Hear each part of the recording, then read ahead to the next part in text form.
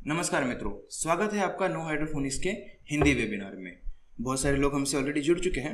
हम अभी शुरू करने जा रहे हैं नो हाइड्रोफोनिक्स। तो आज हम बात करेंगे हाइड्रोफोनिक्स के बारे में।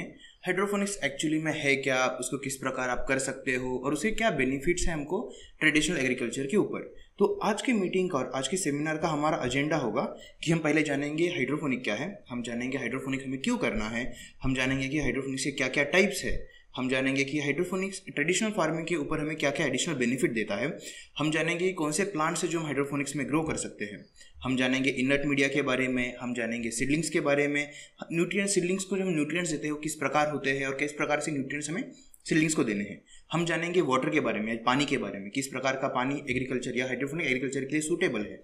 हम जानेंगे पीएच ऑफ वाटर, एक पानी का जो पीएच होता है, एसिडिटी या अल्कैनिटी, उसको कैसे मेंटेन करना है। हम जानेंगे ईसी यानी कि इलेक्ट्रिक कंडक्टिविटी ऑफ वाटर के बारे में। हम जानेंगे हाइड्रोफोनिक न्यूट्रिएंट सॉल्यूशंस के बारे में। हम जानेंगे एक इरिगेशन वाटर टैंक किस प्रकार बनाया जाता है, मदर स्टॉक से लेके इरिगेशन टैंक किस प्रकार बनाया जाता है, हम बात करेंगे उसके बारे में।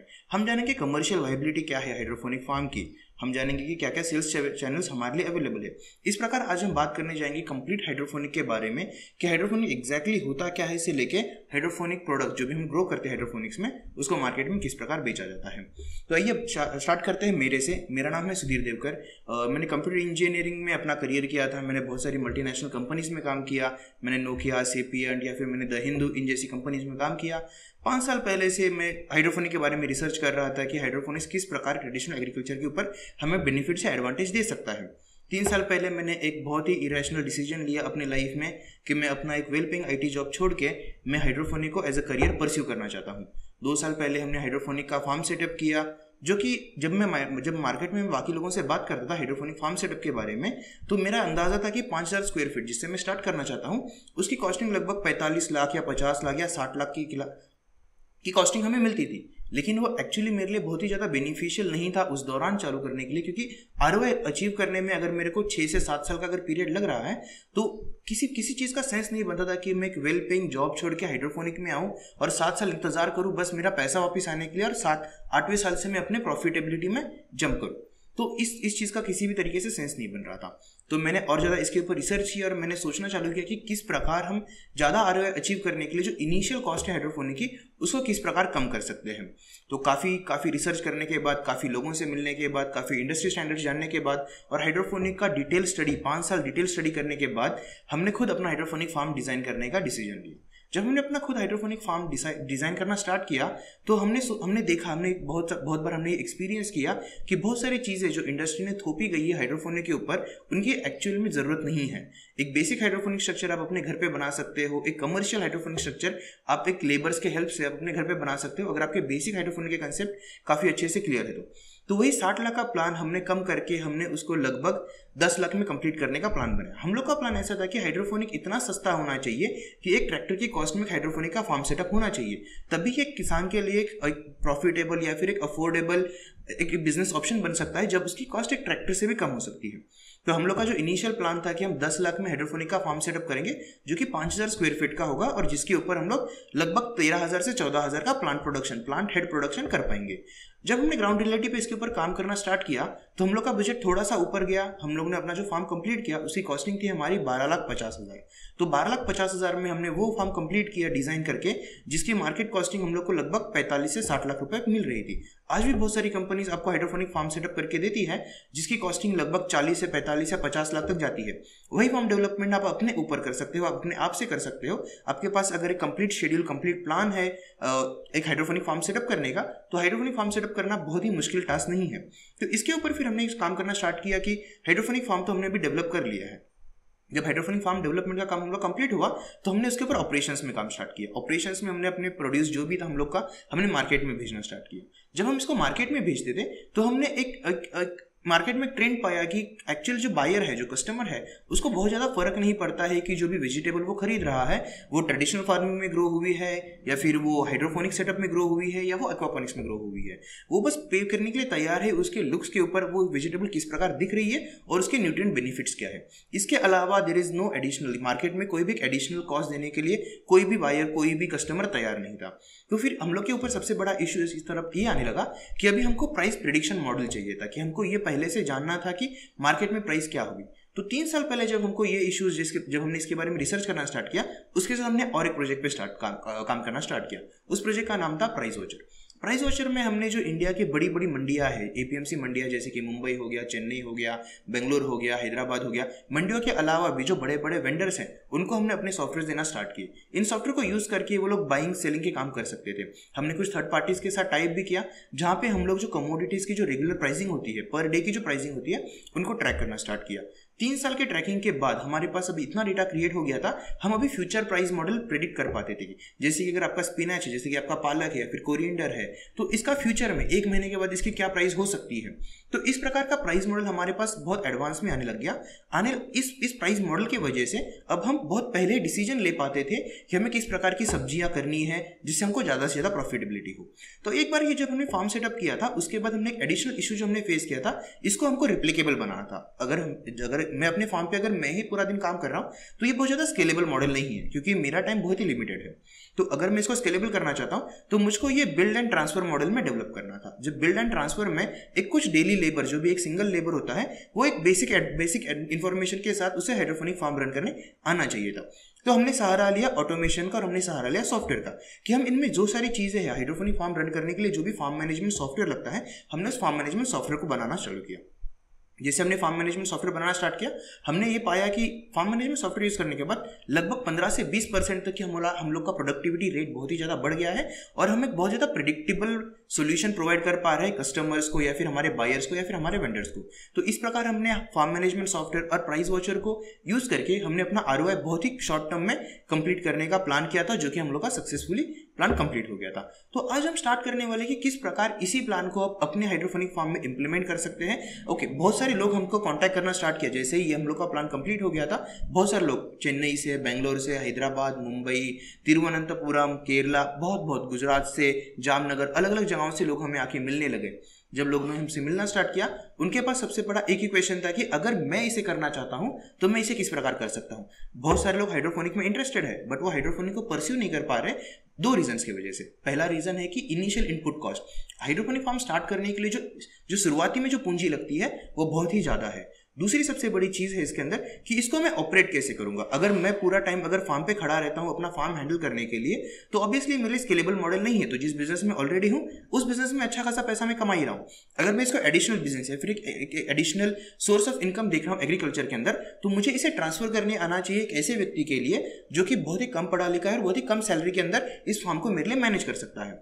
तो फार्म मैनेजमेंट सॉफ्टवेयर, ये सारी चीजें जब उन्होंने देखी तो उन्होंने समझने में इनको बिल्कुल देरी नहीं लगी कि यार इसको इजीली इंप्लीमेंट किया जा सकता है। तो बहुत सारे लोग हमसे जुड़ने लगे, बहुत सारे लोग हमसे क्वेश्चंस करने लगे कि इसको किस प्रकार करना चाहिए, इसको किस प्रकार किया जाता है, क्या आप इस कंसल्टेंट्स को जानते हो जो हमें ये फार्म सेटअप करके दे दे। तो फिर हमने इसके ऊपर एक कोर्स डिजाइन किया। जैसे हमने इसको कोर्स डिजाइन किया, ये 17,000 से ज़्यादा लोगों ने पूरे इंडिया में इस कोर्स को सब्सक्राइब किया।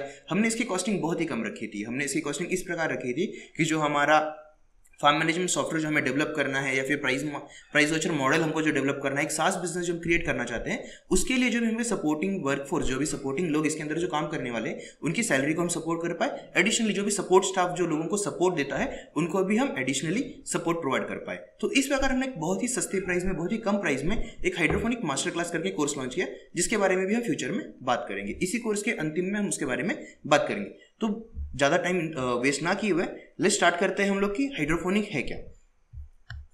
तो जैसे आप अपनी स्क्रीन पे देख सकते हो, हाइड्रोपोनिक, एक हाइड्रो मतलब वाटर और पोनिक्स मतलब वर्क है। जब भी आप पानी को इस्तेमाल करते हो किसी भी प्रकार का काम करने के लिए, यहाँ पे आप पानी को इस्तेमाल कर रहे हैं एक ग्रोइंग कल्चर क्रिएट करने के लिए। हाइड्रोपोनिक का मतलब होता है इस प्रकार की खेती जहाँ पे मिट्टी का बिल्कुल भी इस्तेमाल नहीं किया जाता। पानी का हम लोग इस्तेमाल करते हैं पूरी तरीके से प्लांट्स को या फिर अपने जो भी पौधे हैं उनको जो भी न्यूट्रिएंट सॉल्यूशंस प्रोवाइड करना होता है, उसके लिए हम पानी का पूरी तरह इस्तेमाल करते हैं। तो हाइड्रोपोनिक ये कोई नई टेक्नोलॉजी या फिर एक रिसेंटली फाउंड टेक्नोलॉजी या इस दशक में शुरू हुई टेक्नोलॉजी नहीं है। हाइड्रोपोनिक एक बहुत ही पुरानी टेक्नोलॉजी है। इसको 1800 सदी में ग्रीस ने इसको इन्वॉल्व किया, इसके ऊपर बहुत ज़्यादा रिसर्च काम हुआ था और उसके फिर धीरे धीरे इसका कमर्शियलाइज सक्सेस जो है ये पिछले 10 से 20 सालों में आना स्टार्ट हुआ। बहुत सारी कंट्रीज जहाँ पे बर्फ गिरती है या फिर जहाँ पे अकाल होता है या फिर जहाँ की ज़मीन बहुत ज़्यादा बंजर हो चुकी है, जैसे कि दुबई हो गया, बहरीन हो गया, ऐसे बहुत सारे देशों ने हाइड्रोपोनिक को एक मेन एग्रीकल्चर की तरह एक्सेप्ट किया और उसके ऊपर बहुत ही ज़्यादा रिसर्च स्टार्ट किया। नीदरलैंड की यूनिवर्सिटी ने जिसको नॉर्वल कहा जाता है, उस यूनिवर्सिटी ने भी इसके ऊपर बहुत ज़्यादा रिसर्च किया और नीदरलैंड नीदरलैंड आज की डेट में एक बहुत ही ज़्यादा फूड एक्सपोर्टर बन चुका है। अगर आप नीदरलैंड की बात करते हो तो नीदरलैंड का जो लैंड एरिया साइज है वो महाराष्ट्र से भी कम है, एक स्टेट से भी कम होते हुए नीदरलैंड आज भारत से ज़्यादा फूड ग्रो करता है और उसको एक्सपोर्ट करता है। इन्होंने ये कर दिखाया था हाइड्रोपोनिक टेक्नोलॉजी के दम पे। तो हाइड्रोपोनिक टेक्नोलॉजी एक काफ़ी सस्ती, टिकाऊ, उसी प्रकार हाइड्रोपोनिक बहुत ही ज़्यादा प्रॉफिटेबल टेक्नोलॉजी मानी जाती है एग्रीकल्चर मॉडल में। एग्रीकल्चर मॉडल में जब हम बात करते हैं, दो प्रकार के एग्रीकल्चर मॉडल होते हैं। एक एग्रीकल्चर मॉडल होता है जहां पे हम लोग स्ट्रेट एग्रीकल्चर, मतलब जो जमीन पे अपनी एग्रीकल्चर खेती की जाती है, और दूसरा होता है वर्टिकल एग्रीकल्चर, जहां पे हम लोग सीधी जो खेती करते हैं उसके हम लोग मल्टीपल लेयर्स भी क्रिएट करते हैं। तो मल्टीपल लेयर या फिर मल्टी लेयर फार्मिंग भी इसे कहा जाता है। तो मल्टी लेयर फार्मिंग और वर्टिकल फार्मिंग में सबसे ज्यादा बेनिफिट हमें जो मिलता है, हमारा जो प्रोडक्शन होता है वो कई गुना ज्यादा प्रोडक्शन होता है। हमें जो जमीन लगती है वो कहीं ज्यादा कम जमीन होती है। जो फर्टिलाइजर हम यूज करते हैं फर्टिलाइजर भी बहुत कम होता है। और जो लेबर मैनेजमेंट, एक एग्रीकल्चर फार्म मैनेज करने के लिए जो लेबर रिक्वायरमेंट होती है वो भी वर्टिकल फार्मिंग में काफी कम होती है। फिर जब हम हाइड्रोपोनिक्स के बारे में बात करते हैं तो हाइड्रोपोनिक्स हमको ये सारी फ्लेक्सिबिलिटी, ये सारे जो ऑप्शंस होते हैं, ये हाइड्रोपोनिक हमें प्रदान करता है। तो हाइड्रोपोनिक की जरूरत हमें क्यों पड़ती है, वाई हाइड्रोपोनिक्स, या फिर हाइड्रोपोनिक्स हमें क्यों करना चाहिए? तो चलिए इसके ऊपर बात करते हैं। तो आप अपनी स्क्रीन पे देख सकते हो, अब हमारे पास बहुत सारे इश्यूज है, जैसे कि क्लाइमेट हो गया, लेबर हो गया, लैंड हो गया, कंसिस्टेंसी हो गई, फर्टिलाइजर हो गया, वाटर हो गया। तो चलिए बात करते हैं जो अलग अलग इश्यूज या फिर अलग अलग प्रॉब्लम्स या फिर हम लोग कहेंगे अलग अलग समस्याएं जो हम फेस करते हैं एक एग्रीकल्चर में, और वर्टिकल फार्मिंग या फिर हाइड्रोपोनिक उन्हें किस प्रकार से सॉल्व करता है। हमारे सामने आप स्क्रीन पे देख सकते हो कि पहला है क्लाइमेट।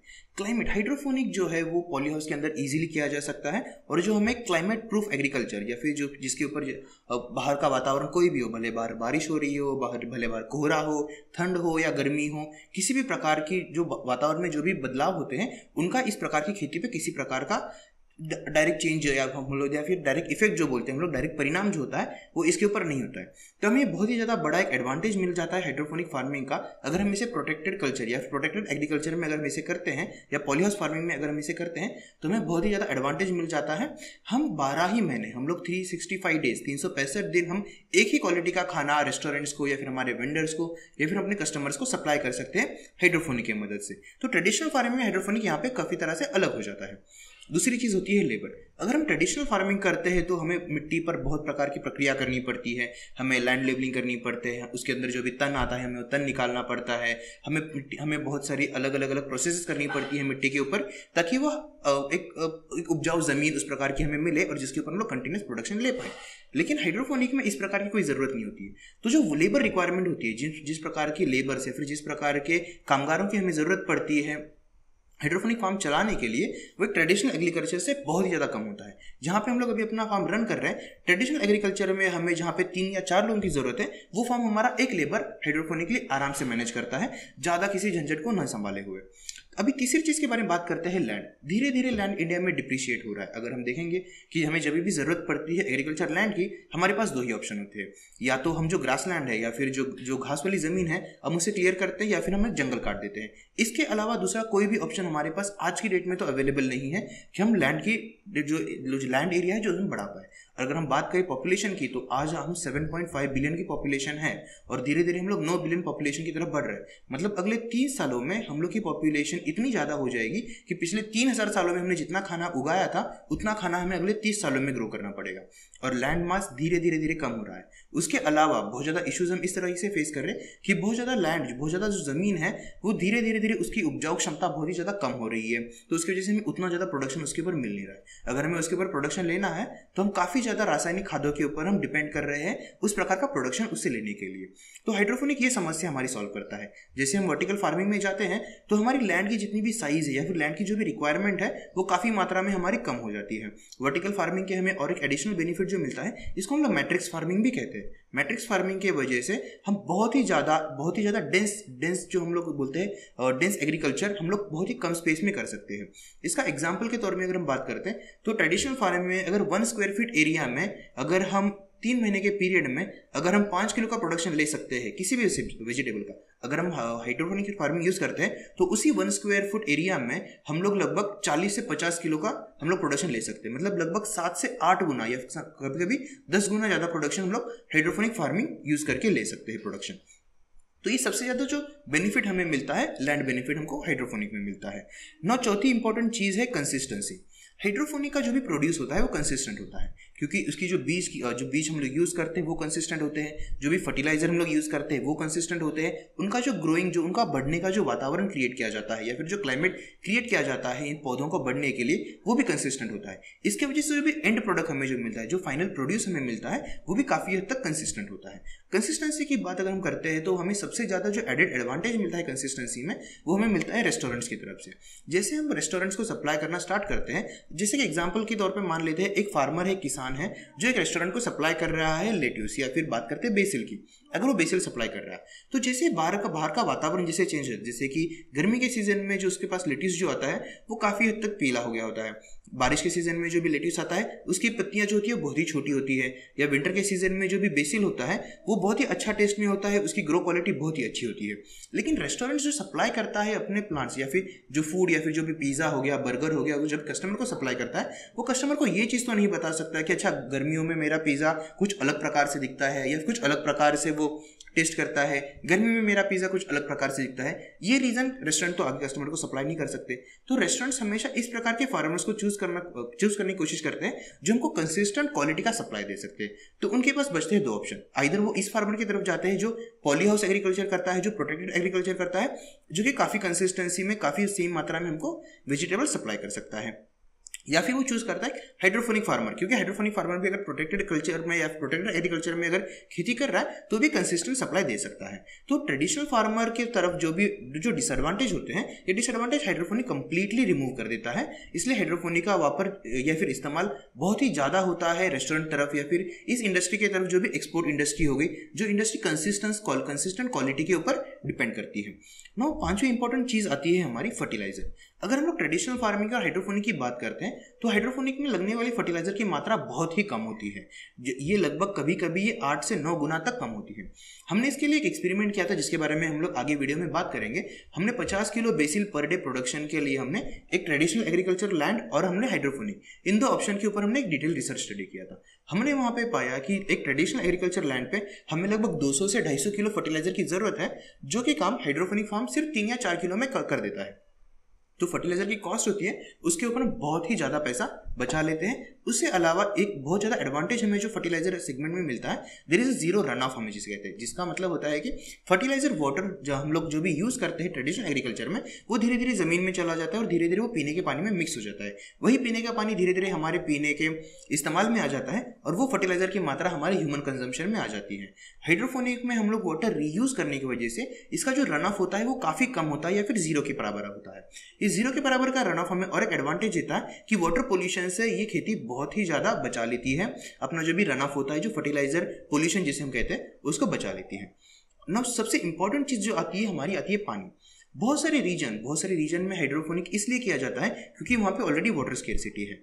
अगर वाटर स्केर्सिटी की बात करें तो हम लोग इस टेबल पे हम लोग बैठते हैं जहाँ पे इंडिया का बहुत ही ज़्यादा land mass already water square हो चुका है या फिर अगले आने वाले 5 सालों में वाटर स्केर होने वाला है। अगर हम आज भी बात करते हैं अगर सिर्फ महाराष्ट्र स्टेट की, तो आप देखोगे कि बारिश के सीजन में यहाँ पे बहुत ज़्यादा बारिश होती है। तो यहाँ पे इसे हम कहते हैं इसे कि ये ओला दुष्काल, यानी कि ये वेट सूखा है, मतलब ये गीला सूखा है। और कुछ ही टाइम के बाद, लगभग 3 से 4 हफ्तों के बाद ही यहाँ पे पानी का स्तर इतनी ज़्यादा गिर जाता है, 600 से 700 फीट के नीचे वाटर लेवल चला जाता है। इसकी वजह से एक सेकंड इश्यू आता है कि हम लोग फिर नाउ इनफ वाटर या फिर उतना पर्याप्त मात्रा में पानी अवेलेबल नहीं है कि हम खेती कर पाए। तो वाटर स्केर्सिटी धीरे धीरे बहुत सारे एजेंसी जिसके ऊपर रिसर्च कर रही है, इनका कहना है कि अगले 5 से 10 सालों में एग्रीकल्चरल वाटर बहुत ही ज़्यादा स्केर हो जाएगा, क्योंकि 70% से ज़्यादा फ्रेश वाटर सिर्फ और सिर्फ एग्रीकल्चर के लिए यूज़ किया जाता है।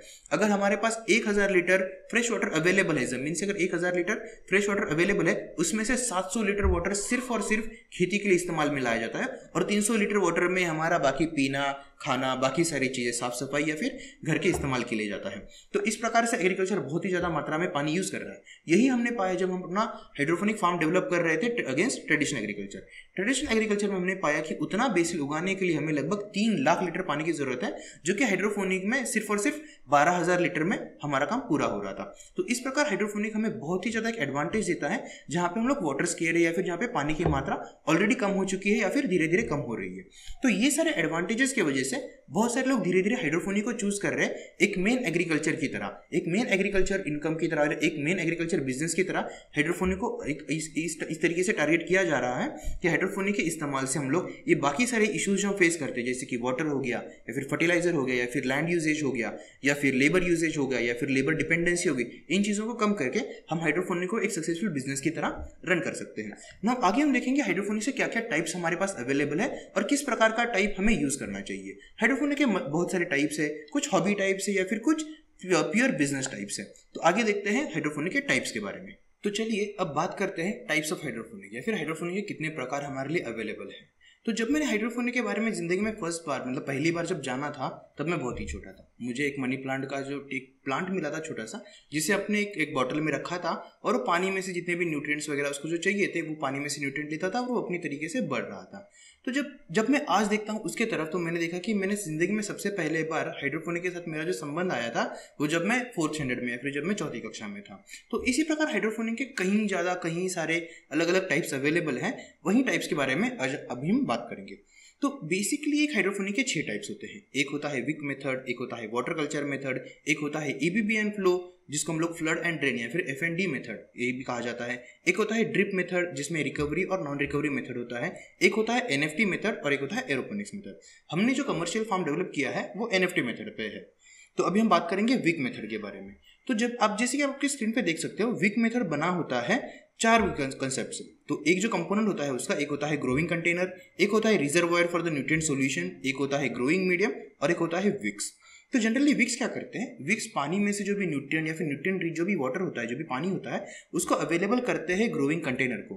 ग्रोइंग कंटेनर में ऑसिस क्यूब्स हो सकते हैं या फिर कोकोपीट हो सकता है या फिर हाइड्रोजन बॉल्स हो सकते हैं और प्लांट्स इसके अंदर इजीली ग्रो करते हैं। इनके जो रूट्स होते हैं ये इस ग्रोइंग कंटेनर में फैले हुए होते हैं और इन रूट्स को न्यूट्रिएंट वाटर सप्लाई करने का काम विक्स करते हैं। जैसे कि आप आपकी स्क्रीन पे देख सकते हो जो विक मेथड है ये इस प्रकार होता है। यहाँ पे मनी प्लांट लगाए गए हैं परलाइट के अंदर और विक सप्लाई करते हैं जो भी न्यूट्रिएंट वाटर है प्लांट्स के रूट को। यहाँ पे आप एक चीज़ और देख सकते हो, ये एक हॉबी प्रोजेक्ट या फिर एक इसको हम आसानी से कर सकते हैं घर पे या फिर एक छोटे पैमाने पे इसको बहुत इजीली किया जा सकता है। लेकिन जब हम कमर्शियल फार्मिंग की बात करते हैं तब ये काफ़ी ज़्यादा सक्सेसफुल नहीं है या फिर इससे हम उतना ज़्यादा रिजल्ट अचीव नहीं कर पाते हैं जितना हमें कमर्शियल फार्मिंग में चाहिए। दूसरी मेथड है वाटर कल्चर। तो वाटर कल्चर में क्या होता है, एक प्लेटफॉर्म होता है जहाँ पे प्लांट्स होते हैं और वो प्लांट्स उस प्लेटफॉर्म पे या फिर एक थर्मोकोल की शीट होती है या फिर एक फ्लोटिंग राफ्ट होता है और उसके रूट्स जो होते हैं वो पानी के अंदर डिप होते हैं।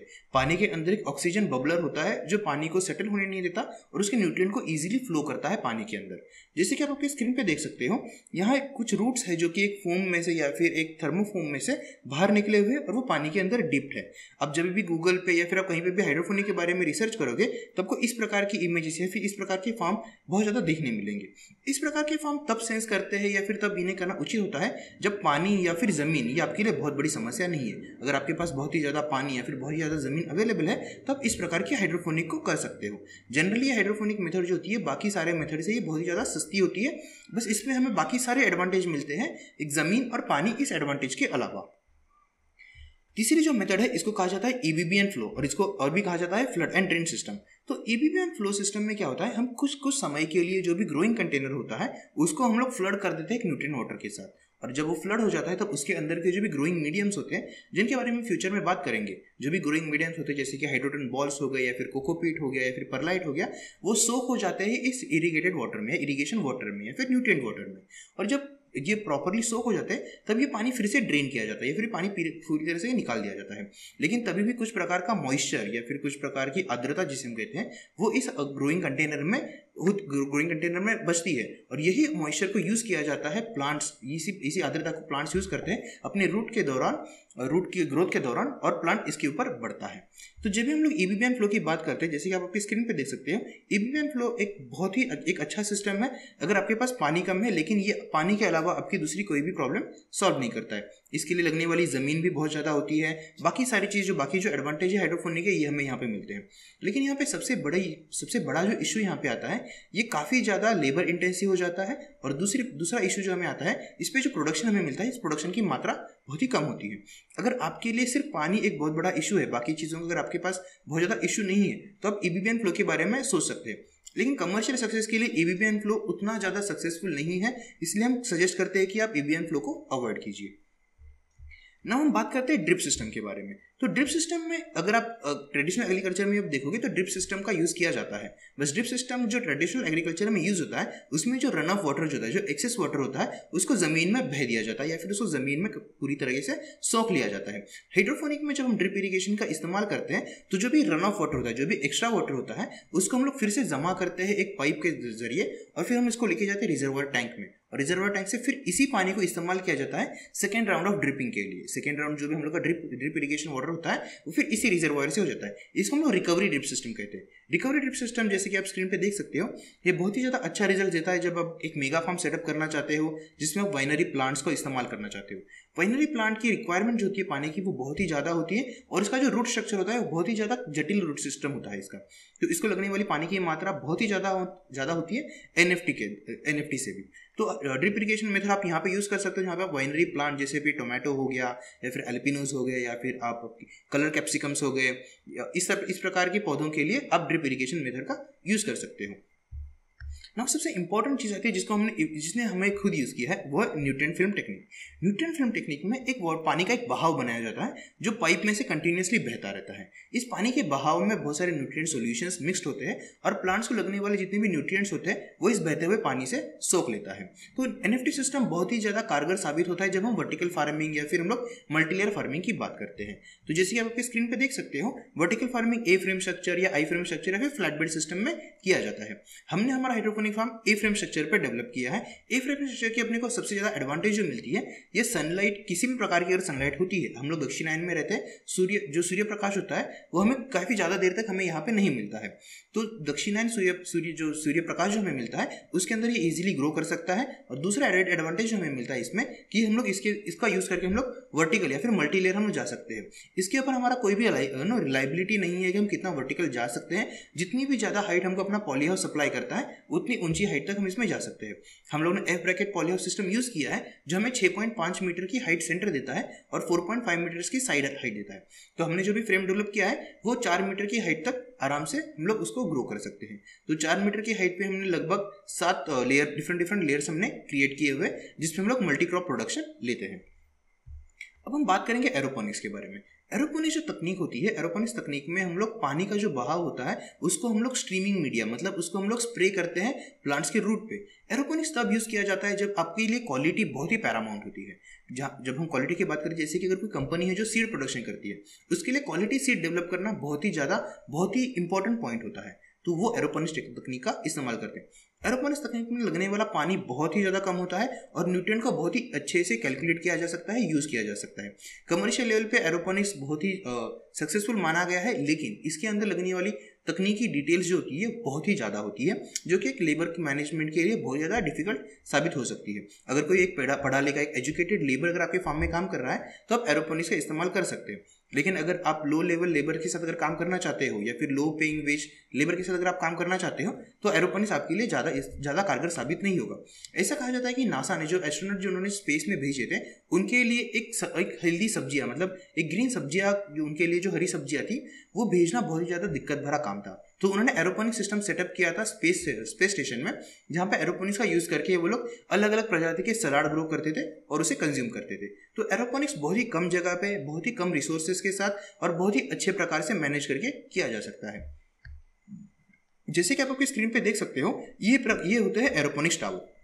एरोपोनिक्स टावर वही काम करते हैं जो एरोपोनिक्स मेथड है। एरोपोनिक्स मेथड में जिस प्रकार से जो न्यूट्रिएंट सॉल्यूशन या फिर जो इरिगेशन वाटर होता है उसको स्प्रे किया जाता है प्लांट्स के रूट पे और प्लांट्स के रूट उसको एब्जॉर्ब करते हैं, उन न्यूट्रिएंट्स को एब्जॉर्ब करते हैं ग्रो करने के लिए। एरोपोनिक सिस्टम में सबसे बड़ा इशू अगर कुछ माना गया है तो वह एक ही इशू है कि इलेक्ट्रिसिटी डिपेंडेंसी बहुत ज़्यादा है। अगर कुछ समय के लिए भी अगर इलेक्ट्रिसिटी फेलियर हो जाता है या फिर अगर इलेक्ट्रिसिटी सप्लाई अगर प्रॉपर नहीं है तो प्लांट्स के मुरझाने के चांसेस बहुत ही ज़्यादा होते हैं। बाकी सारे मेथड्स में इलेक्ट्रिसिटी ना होने के बावजूद भी प्लांट्स के रूट जो होते हैं वो पानी में डिप्ट होते हैं, लेकिन एरोपोनिक सिस्टम में वो बहुत ही ईजिली, बहुत ही जल्दी से ड्राई हो जाते हैं और प्लांट्स मरने के चांसेस बहुत ही ज़्यादा होते हैं। तो एरोपोनिक सिस्टम आप तभी कर सकते हो अगर आपके पास इलेक्ट्रिसिटी का कोई भी इशू नहीं है या फिर आपके पास सेकेंडरी इलेक्ट्रिसिटी सोर्स अवेलेबल है। एरोपोनिक्स के लिए इलेक्ट्रिसिटी डिपेंडेंसी हटाने के लिए आप सोलर ऊर्जा या फिर सौर पैनल का भी आप इस्तेमाल कर सकते हो। उस प्रकार से इलेक्ट्रिसिटी डिपेंडेंसी आप घटा के एरोपोनिक्स को सक्सेसफुली किया जा सकता है। अब हम बात करेंगे हाइड्रोपोनिक्स और ट्रेडिशनल फार्मिंग की।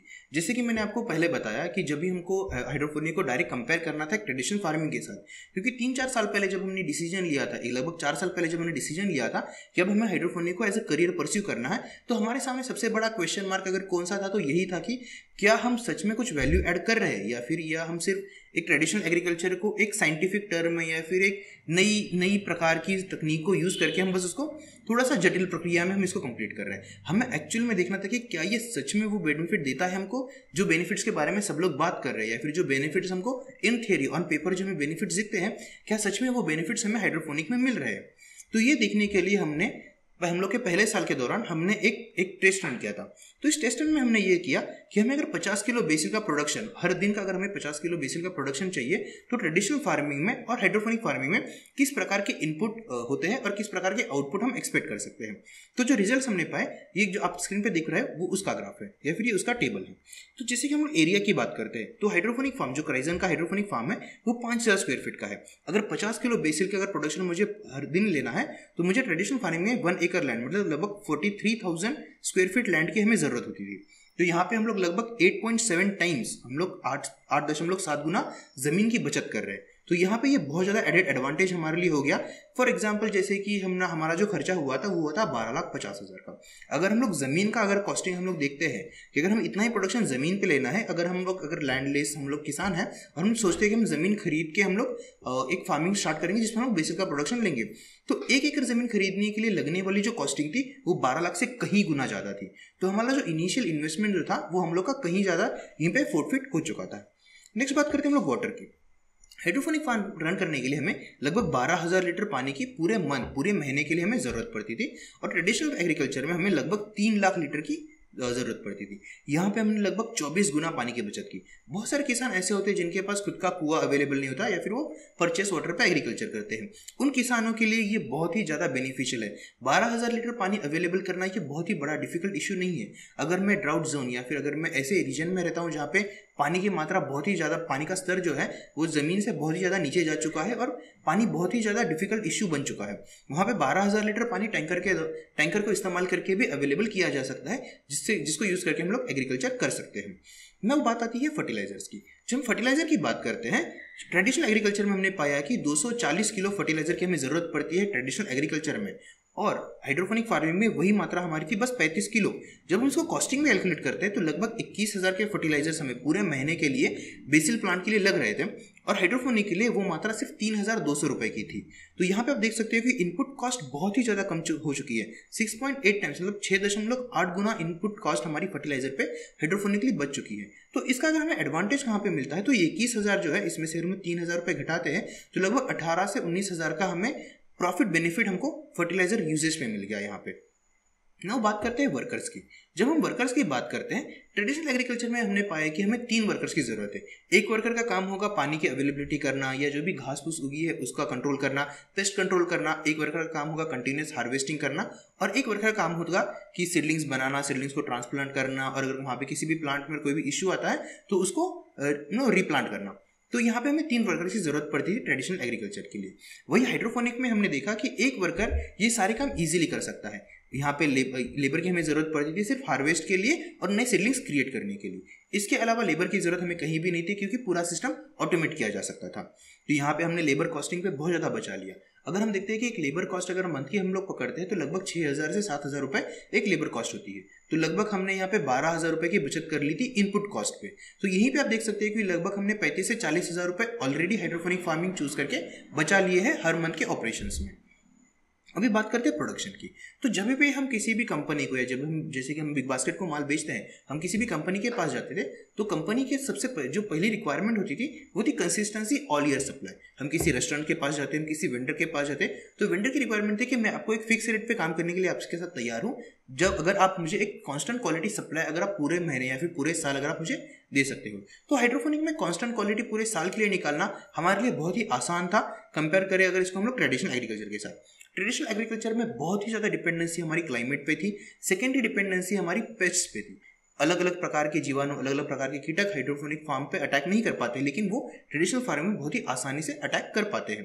तो इन दो चीज़ों की वजह से ट्रेडिशनल फार्मिंग बहुत ही ज़्यादा सीजनल फार्मिंग हो जाती थी। तो पूरे साल के कुछ महीनों के लिए, लगभग 3 से 4 महीनों के लिए ही हम ट्रेडिशनल फार्मिंग कर पा रहे थे, जबकि हाइड्रोपोनिक फार्मिंग हम लोग पूरे साल आसानी से किसी भी ज़्यादा प्रकार की एक्सपेंसेस से बहुत ज़्यादा खर्चा किए बिना आसानी से कर पा रहे थे। अगर हम लोग न्यूट्रिएंट वैल्यू की बात करते हैं, तो हाइड्रोपोनिक फार्मिंग में जो भी न्यूट्रिएंट, जो भी फर्टिलाइजर यूज़ किए जाते हैं, वो बहुत ही सटीक मात्रा में होते हैं। इसकी वजह से जो भी फूड हमें मिलता है, जो भी एंड प्रोड्यूस जो हमें मिलता है, वो काफ़ी ज़्यादा न्यूट्रिशियस होता है ट्रेडिशनल फार्मिंग से। और हमने और एक चीज़ जो पाई कि हाइड्रोपोनिक फार्मिंग में पेस्ट कंट्रोल काफ़ी ज़्यादा आसान होता है, क्योंकि प्रोटेक्टेड एग्रीकल्चर में पेस्ट कंट्रोल करना बहुत ही ज़्यादा आसान होता है, जो कि ट्रेडिशनल एग्रीकल्चर में पॉसिबल नहीं है।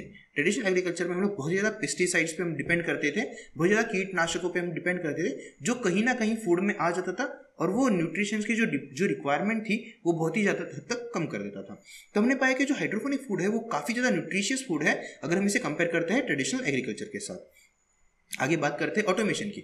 हमने जो पाया कि जो ट्रेडिशनल एग्रीकल्चर में जो ऑटोमेशन हुआ है पिछले 10 सालों में, अब हम सिर्फ मोबाइल फ़ोन को यूज़ करके मोटर ऑन या ऑफ कर सकते हैं। इसके अलावा हमने कुछ ज़्यादा ऑटोमेशन ट्रेडिशनल एग्रीकल्चर में नहीं पाया। यहाँ न्यूट्रिशन डोसेज बहुत सारी चीज़ें की अवेलेबल है, लेकिन वो बहुत ही ज़्यादा एक्सपेंसिव, मतलब बहुत ही ज़्यादा खर्च करने वाली चीज़ें हैं, जिसका डायरेक्ट यूज़ ये किसान नहीं कर पाता है। लेकिन हाइड्रोपोनिक में हमने पाया कि छोटी से छोटी चीज़, जैसे कि टेम्परेचर हो गया, जैसे कि आर्द्रता हो गई, या फिर पानी का पीएच हो गया, या फिर पानी में किस प्रकार के न्यूट्रिएंट्स कितनी मात्रा में अवेलेबल है, इन सब का टेस्टिंग करना ऑटोमेशन के द्वारा बहुत ही आसान था। हाइड्रोपोनिक का फार्म मैनेजमेंट सॉफ्टवेयर यूज करके अब हम फ्यूचर में प्रिडिक्ट कर पाते थे कि कौन से दिन मेरे पास कितना प्रोड्यूस होने वाला है। अगर मैं किसी को भी आगे कमिट कर रहा हूँ, मैं किसी भी ट्रेडर को या किसी भी बायर को मैं एडवांस में बता सकता था कि किस दिन मैं उसे कितना प्रोडक्शन दे पाऊंगा। अब हम बात करते हैं लोकेशन की। हाइड्रोपोनिक फार्म का लोकेशन कुछ भी हो सकता है। इसको इंडोर किया जा सकता है, इसको बालकनी में किया जा सकता है, इसको टेरेस पे किया जा सकता है, या इसको फार्मलैंड में किया जा सकता है। लेकिन ट्रेडिशनल एग्रीकल्चर करने के लिए आपको सिर्फ और सिर्फ फार्मलैंड ही होने की जरूरत है, क्योंकि मिट्टी की डिपेंडेंसी बहुत ही ज़्यादा है ट्रेडिशनल एग्रीकल्चर पे। तो ट्रेडिशनल एग्रीकल्चर सिर्फ फार्म पे किया जा सकता है, इसको अर्बनाइजेशन नहीं किया जा सकता। अर्बन फार्मिंग ट्रेडिशनल फार्मिंग नहीं हो सकती है, लेकिन हाइड्रोपोनिक अर्बन रीजन्स में किया जा सकता है। अर्बन रीजन में हाइड्रोपोनिक करने का सबसे बड़ा एडवांटेज जो हमें मिलता है वो हम इनपुट कॉस्ट पे बहुत ज़्यादा बचा लेते हैं। ट्रांसपोर्टेशन में हम इनपुट कॉस्ट पे बहुत ज़्यादा बचा लेते हैं, क्वालिटी ऑफ फूड में, और हम उसको इजीली अवेलेबल कर सकते हैं हम टू सेट ऑफ वेंडर्स या फिर सेट ऑफ ट्रेडर्स या फिर रेस्टोरेंट्स को बहुत ही कम टाइम में। तो ये हमें बहुत ज़्यादा एडवांटेज मिलता है हाइड्रोपोनिक का इन कंपैरिजन ऑफ लोकेशन। अब बात करते हैं क्लाइमेट डिपेंडेंसी की। हाइड्रोपोनिक फार्म जैसे आप देख सकते हो कि ये प्रोटेक्टेड एग्रीकल्चर होने की वजह से ये जीरो क्लाइमेट डिपेंडेंट है। बाहर बारिश हो रही है, बाहर सूखा पड़ा है, बाहर गर्मी है, बाहर ठंडी चल रही है, कोहरा पड़ा है, इसका हाइड्रोपोनिक फार्मिंग में कुछ भी असर नहीं पड़ता है। जो क्वालिटी हमें मिलती है वो कांस्टेंट मिलती है। लेकिन ट्रेडिशनल एग्रीकल्चर पे इन सब चीज़ों का फर्क पड़ता है। इन सब चीज़ों की वजह से हाइड्रोपोनिक जीरो क्लाइमेट डिपेंडेंट हो जाता है। अब बात करते हैं क्वालिटी की। क्वालिटी जो हमने बात की थी, क्वालिटी हाइड्रोपोनिक क्वालिटी बहुत ही कांस्टेंट क्वालिटी होती है। जिस प्रकार का प्रोड्यूस हम जनवरी में उगाते हैं, उसी क्वालिटी का प्रोड्यूस हम लोग मार्च या फिर फरवरी या फिर हम लोग दिसंबर या फिर अक्टूबर या नवंबर किसी भी मंथ में हम लोग उसी क्वालिटी का प्रोडक्शन ले सकते हैं। ट्रेडिशनल फार्मिंग में ये एडवांटेज हमारे पास नहीं होता है। अब हम बात करेंगे पेस्ट कंट्रोल की। जैसे कि हाइड्रोपोनिक फार्मिंग प्रोटेक्टेड एग्रीकल्चर में हम करते हैं, पेस्ट कंट्रोल करना काफ़ी आसान होता है। एक बहुत सारे ऑर्गेनिक चीज़ें जैसे कि ब्लू टेप या फिर ऐसी चीज़ें यूज़ करके हम लोग पेस्ट कंट्रोल कर सकते हैं हाइड्रोपोनिक में। लेकिन ट्रेडिशनल एग्रीकल्चर बहुत ही ज़्यादा पेस्ट प्रोन होने की वजह से बहुत ज़्यादा कीटनाशकों का यूज़ हमें करना पड़ता है। यहाँ पे हम बहुत ज़्यादा पैसा बचा लेते हैं हाइड्रोपोनिक फार्मिंग में। अब बात करते हैं प्राइसिंग की। जब हम प्राइसिंग मार्केट में बेचते हैं, जब भी अगर हम लोग मार्केट प्राइस जो है उसके ऊपर भी अगर हम लोग हाइड्रोपोनिक प्रोड्यूस बेच रहे हैं, तभी आप देखोगे कि हमने फर्टिलाइजर पे बहुत ज़्यादा बचा लिया है, हमने पानी पे बहुत ज़्यादा बचा लिया है, हमने वर्कर कॉस्ट पे बहुत ज़्यादा बचा लिया है, हमने पेस्ट कंट्रोल पे बहुत ज़्यादा पैसा बचा लिया है। तो इवन इफ मार्केट प्राइस पे ट्रेड करने के बाद भी हमारा प्रोड्यूस हमें प्रीमियम कॉस्ट में मिलता है। जैसे कि ट्रेडिशनल फार्मिंग में हम बात करते हैं, हमारी input cost per plant cost जो होती है वो काफ़ी ज़्यादा हो जाती है। इसलिए ट्रेडिशनल फार्मिंग से हाइड्रोपोनिक फार्मिंग का जो भी प्रोड्यूस होता है उसकी प्राइसिंग हमेशा प्रीमियम होती है। अब बात करते हैं मेंटेनेंस की। हाइड्रोपोनिक फार्म होता है वो काफ़ी लो मेंटेनेंस फार्म माना जाता है ट्रेडिशनल फार्मिंग से। ट्रेडिशनल फार्म में बहुत ही ज़्यादा मेंटेनेंस की ज़रूरत पड़ती है, बहुत ज़्यादा टूल्स इक्विपमेंट्स की ज़रूरत पड़ती है। हाइड्रोपोनिक फार्म में लगने वाले टूल्स इक्विपमेंट्स इनिशियली बहुत ज़्यादा होते हैं, लेकिन उनका मेंटेनेंस रेशियो काफ़ी कम होता है। अब बात करते हैं इकोलॉजिकल इफेक्ट की। इकोलॉजिकल इफेक्ट मतलब हम खेती करके हम लोग नेचर पे या फिर हम लोग निसर्ग पे हम लोग किस प्रकार के इफेक्ट या फिर कार्बन फुटप्रिंट हम उसकी छोड़ रहे हैं। ट्रेडिशनल फार्म में आप देखोगे कि हम पानी का बहुत ज़्यादा इस्तेमाल कर रहे हैं, हम काफ़ी ज़्यादा फर्टिलाइजर्स का इस्तेमाल कर रहे हैं। ये फर्टिलाइजर्स यूज़ करने के बाद ये फिर अगेन हम ये मिट्टी में जाते हैं, फिर हम पीने के पानी के सोर्स में घुल जाते हैं। हम बहुत ज़्यादा पेस्टिसाइड्स का यूज़ करते हैं। इसके अलावा हम जो तणनाशक या फिर हम बहुत सारी चीज़ें करते हैं, इसमें हम लोग बहुत ज़्यादा ट्रैक्टर, टिलर, अलग अलग मशीनरीज का यूज़ करते हैं, जिसके लिए लगने वाले ईंधन की खपत बहुत ज़्यादा है।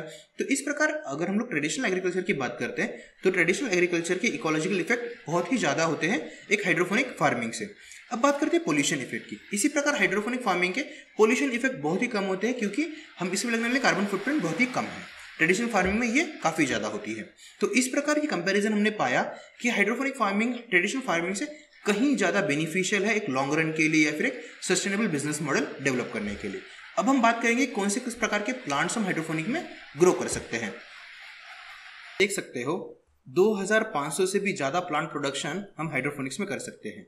हम हाइड्रोपोनिक्स में बेसिल कर सकते हैं, कैटनिप कर सकते हैं, चेरविल कर सकते हैं, चाइव्स कर सकते हैं, सिलांट्रो कर सकते हैं, दिल, फनेल, लेवेंडर, मोरजम। हम इस प्रकार के कहीं ज़्यादा हम लोग जो ट्रेडिशनल एग्रीकल्चर से जो अलग क्रॉप्स होते हैं या फिर कॉन्टिनेंटल क्रॉप्स होते हैं वो हम हाइड्रोपोनिक में कर सकते हैं। इसके अलावा हम कहीं इंडियन वेजिटेबल्स जिस प्रकार हो गए हमारे कोरिएंडर या कि धनिया, या फिर हमारा पार्सले हो गया, या फिर हमारा स्पिनच हो गया यानी कि पालक, या फिर कैबेज हो गया, पत्ता गोभी या फिर फूल गोभी, हम इस एस्पेरेगस हो गया, हम इस प्रकार के कहीं ज़्यादा क्रॉप्स जो भी इंडियन क्रॉप्स हैं वो हम हाइड्रोपोनिक में कर सकते हैं। इसमें से कहीं ज़्यादा क्रॉप्स हम लोग एनएफटी सिस्टम में कर सकते हैं। इनमें से कुछ क्रॉप्स हम लोग डच मेथड या फिर जो अलग अलग प्रकार की जो मेथड्स होती है, जो कि डच मेथड जो कहा जाता है वो आपकी वो विक मेथड पे डिपेंड करती है, और वो ड्रिप एंड इरिगेशन मेथड पे भी डिपेंड करती है। इस प्रकार की हम लोग कहीं ज़्यादा प्लांट्स वेजिटेबल्स प्रोडक्शन हम लोग हाइड्रोपोनिक में कर सकते हैं। तो कहीं ज़्यादा लोग ये सोचते हैं कि हाइड्रोपोनिक में हम सिर्फ सलाद उगा सकते हैं या फिर जो चॉइस ऑफ फूड है वो हमारे पास वो बहुत ही लिमिटेड है। तो ऐसे नहीं है। हाइड्रोपोनिक में हम लोग ग्रेन्स नहीं उगा सकते हैं, जैसे कि गेहूं हो गया या फिर चावल हो गया। तो इसके अलावा जो भी पौधा 3 फीट के हाइट तक बढ़ता है उसको हम लोग हाइड्रोपोनिक में कर सकते हैं। इसमें आपके चेरी टोमेटोज आ गए, इसमें आपके कलर कैप्सिकम आ गए, इसमें बैंगन आ गया, इसके अंदर आपकी चिली आ गए, इसके अंदर आपके ग्रीन ओनियंस आ गए, लेट्यूस आ गया, आपका स्पिनच आ गया, बेबी स्पिनच हो गया, ब्रिसल स्पॉट्स हो गए, आपके स्प्राउट्स हो गए, एस्पेरेगस हो गया, ब्रोकली हो गया, वाटर क्रीज हो गया, फेनल हो गया, आर्टिचोक हो गया। तो इस प्रकार के क्रॉप्स हम लोग हाइड्रोपोनिक में इजीली कर सकते हैं। तो आइए अब देखते हैं इनर्ट मीडिया के बारे में। जब हम बात कर रहे थे टाइप्स ऑफ हाइड्रोपोनिक में, इसमें भी हमने देखा कि ग्रो मीडियम यानी कि एक प्रकार का इनर्ट मीडिया हमें जरूरी होता है इस हाइड्रोपोनिक प्लांट को ग्रो करने के लिए।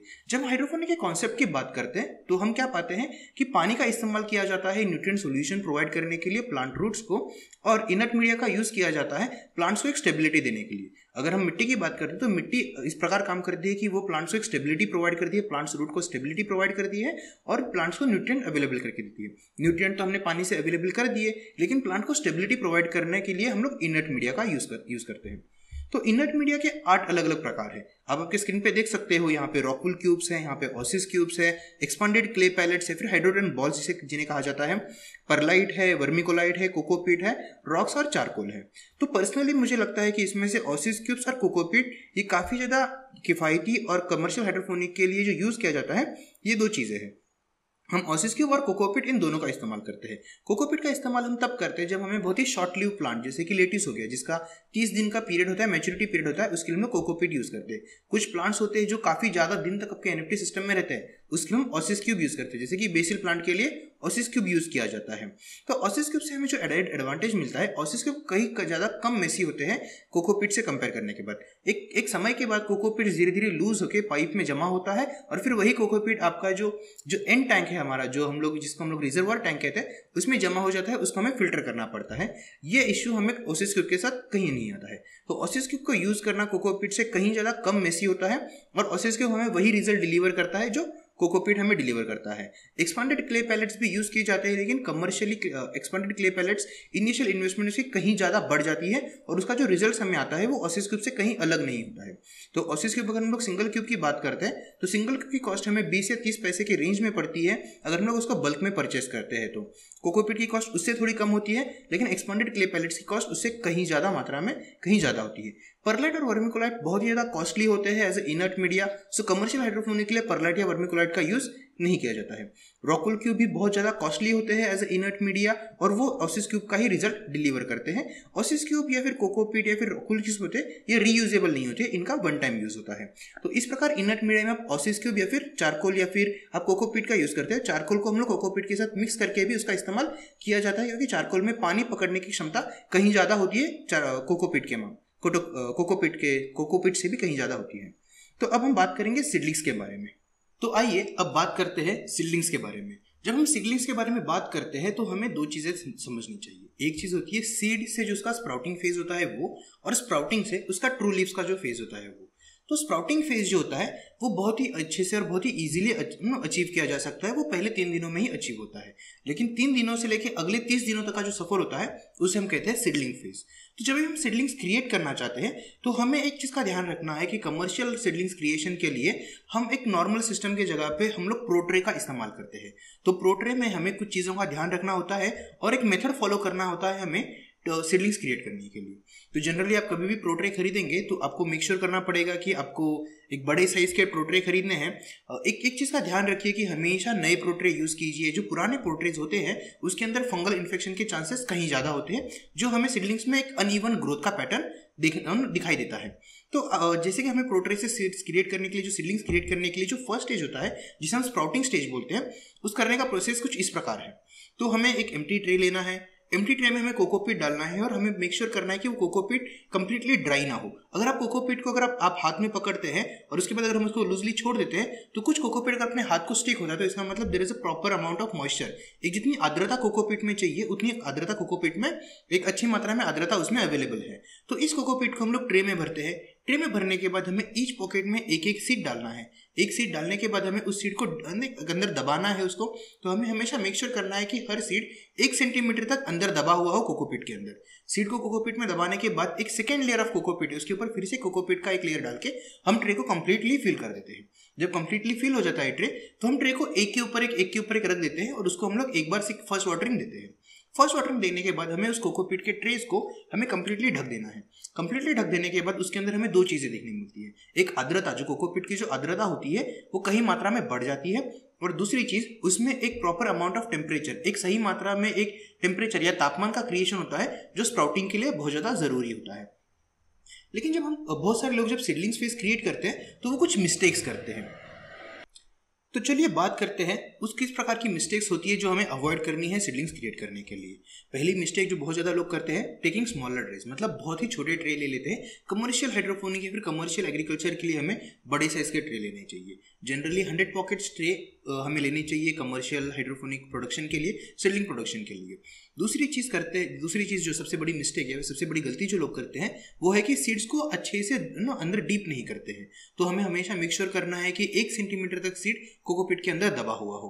तीसरी चीज़ जो सबसे बड़ी मिस्टेक लोग करते हैं कि ट्रेस एक बॉटम होल्स के बिना लेते हैं। हमें हमेशा एक चीज़ का ध्यान रखना चाहिए, हम जब भी ट्रेस को पानी देते हैं एक्सेस वाटर ट्रे से बाहर बहना चाहिए। हमेशा जो एक्सेस वाटर, जो एडिशनल वाटर होता है ट्रे के ऊपर, वो ट्रे से बाहर निकलना चाहिए।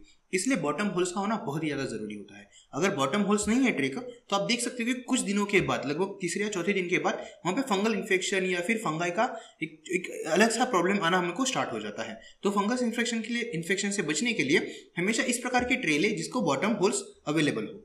चौथी चीज़ करते हैं लोग कि बहुत ज़्यादा ड्राई कोकोपीट ले लेते हैं। तो हमें हमेशा मेक श्योर करना है कि हम ड्राई कोकोपीट ना ले, हम एक थोड़ा सा गीला कोकोपीट यूज़ करें। तो कोकोपीट हमें जिस प्रकार से हमको गीलापन कोकोपीट का देखना है, हम कोकोपीट देख के अगर हाथ में उसको प्रेस करते हैं और फिर से उसको छोड़ने के बाद अगर कोकोपीट हमारे हाथ को चिपक जाता है या स्टिक होता है तो हमें उस प्रकार का कोकोपीट यूज करना है। जब तक हम उस प्रकार का कोकोपीट नहीं मिलता तब तक कोकोपीट में पानी मिलाते रहिए। 5वीं सबसे जो गलत चीज़ लोग करते हैं, जो इम्प्रॉपर पाइलिंग जिसे बोलते हैं, हम लोग गलत तरीके से ट्रेस को एक के ऊपर एक रखना। हमेशा ट्रेस को एक के ऊपर एक इस प्रकार से रखिए कि जो ऊपर वाला पॉकेट हो वो नीचे वाले पॉकेट के एग्जैक्टली ऊपर आ जाए। तो इस प्रकार आप ट्रे की थप्पी लगा सकते हो। और हमेशा मेक श्योर कीजिए कि मोर देन 15, मतलब 15 से ज़्यादा थप्पियाँ एक के ऊपर एक ना हो, ज़्यादा से ज़्यादा 15 थप्पियाँ ही एक के ऊपर एक हो। जब आप पाइलिंग करते हैं तो उसके समय अपने को एक और ध्यान रखना है कि हम इतनी बड़ी पाइलिंग करें जिसको हम लोग कंप्लीटली, मतलब पूरी तरह से ढक पाए। छठी सबसे बड़ी गलती करते हैं लोग कि उसको बहुत ही ज़्यादा हाई न्यूट्रिएंट डोसेज दे देते हैं। प्लांट्स के लिए जितनी भी न्यूट्रिएंट डोसेज लगती है, जो इनिशियल स्टेज के लिए, सीडलिंग स्टेज के लिए जो न्यूट्रिएंट डोसेज लगती है, वो सीड के अंदर ऑलरेडी अवेलेबल होती है। तो हमें हमेशा मेक श्योर करना है कि हम बहुत ही ज़्यादा न्यूट्रिएंट डोसेज सीडलिंग्स को ना दें।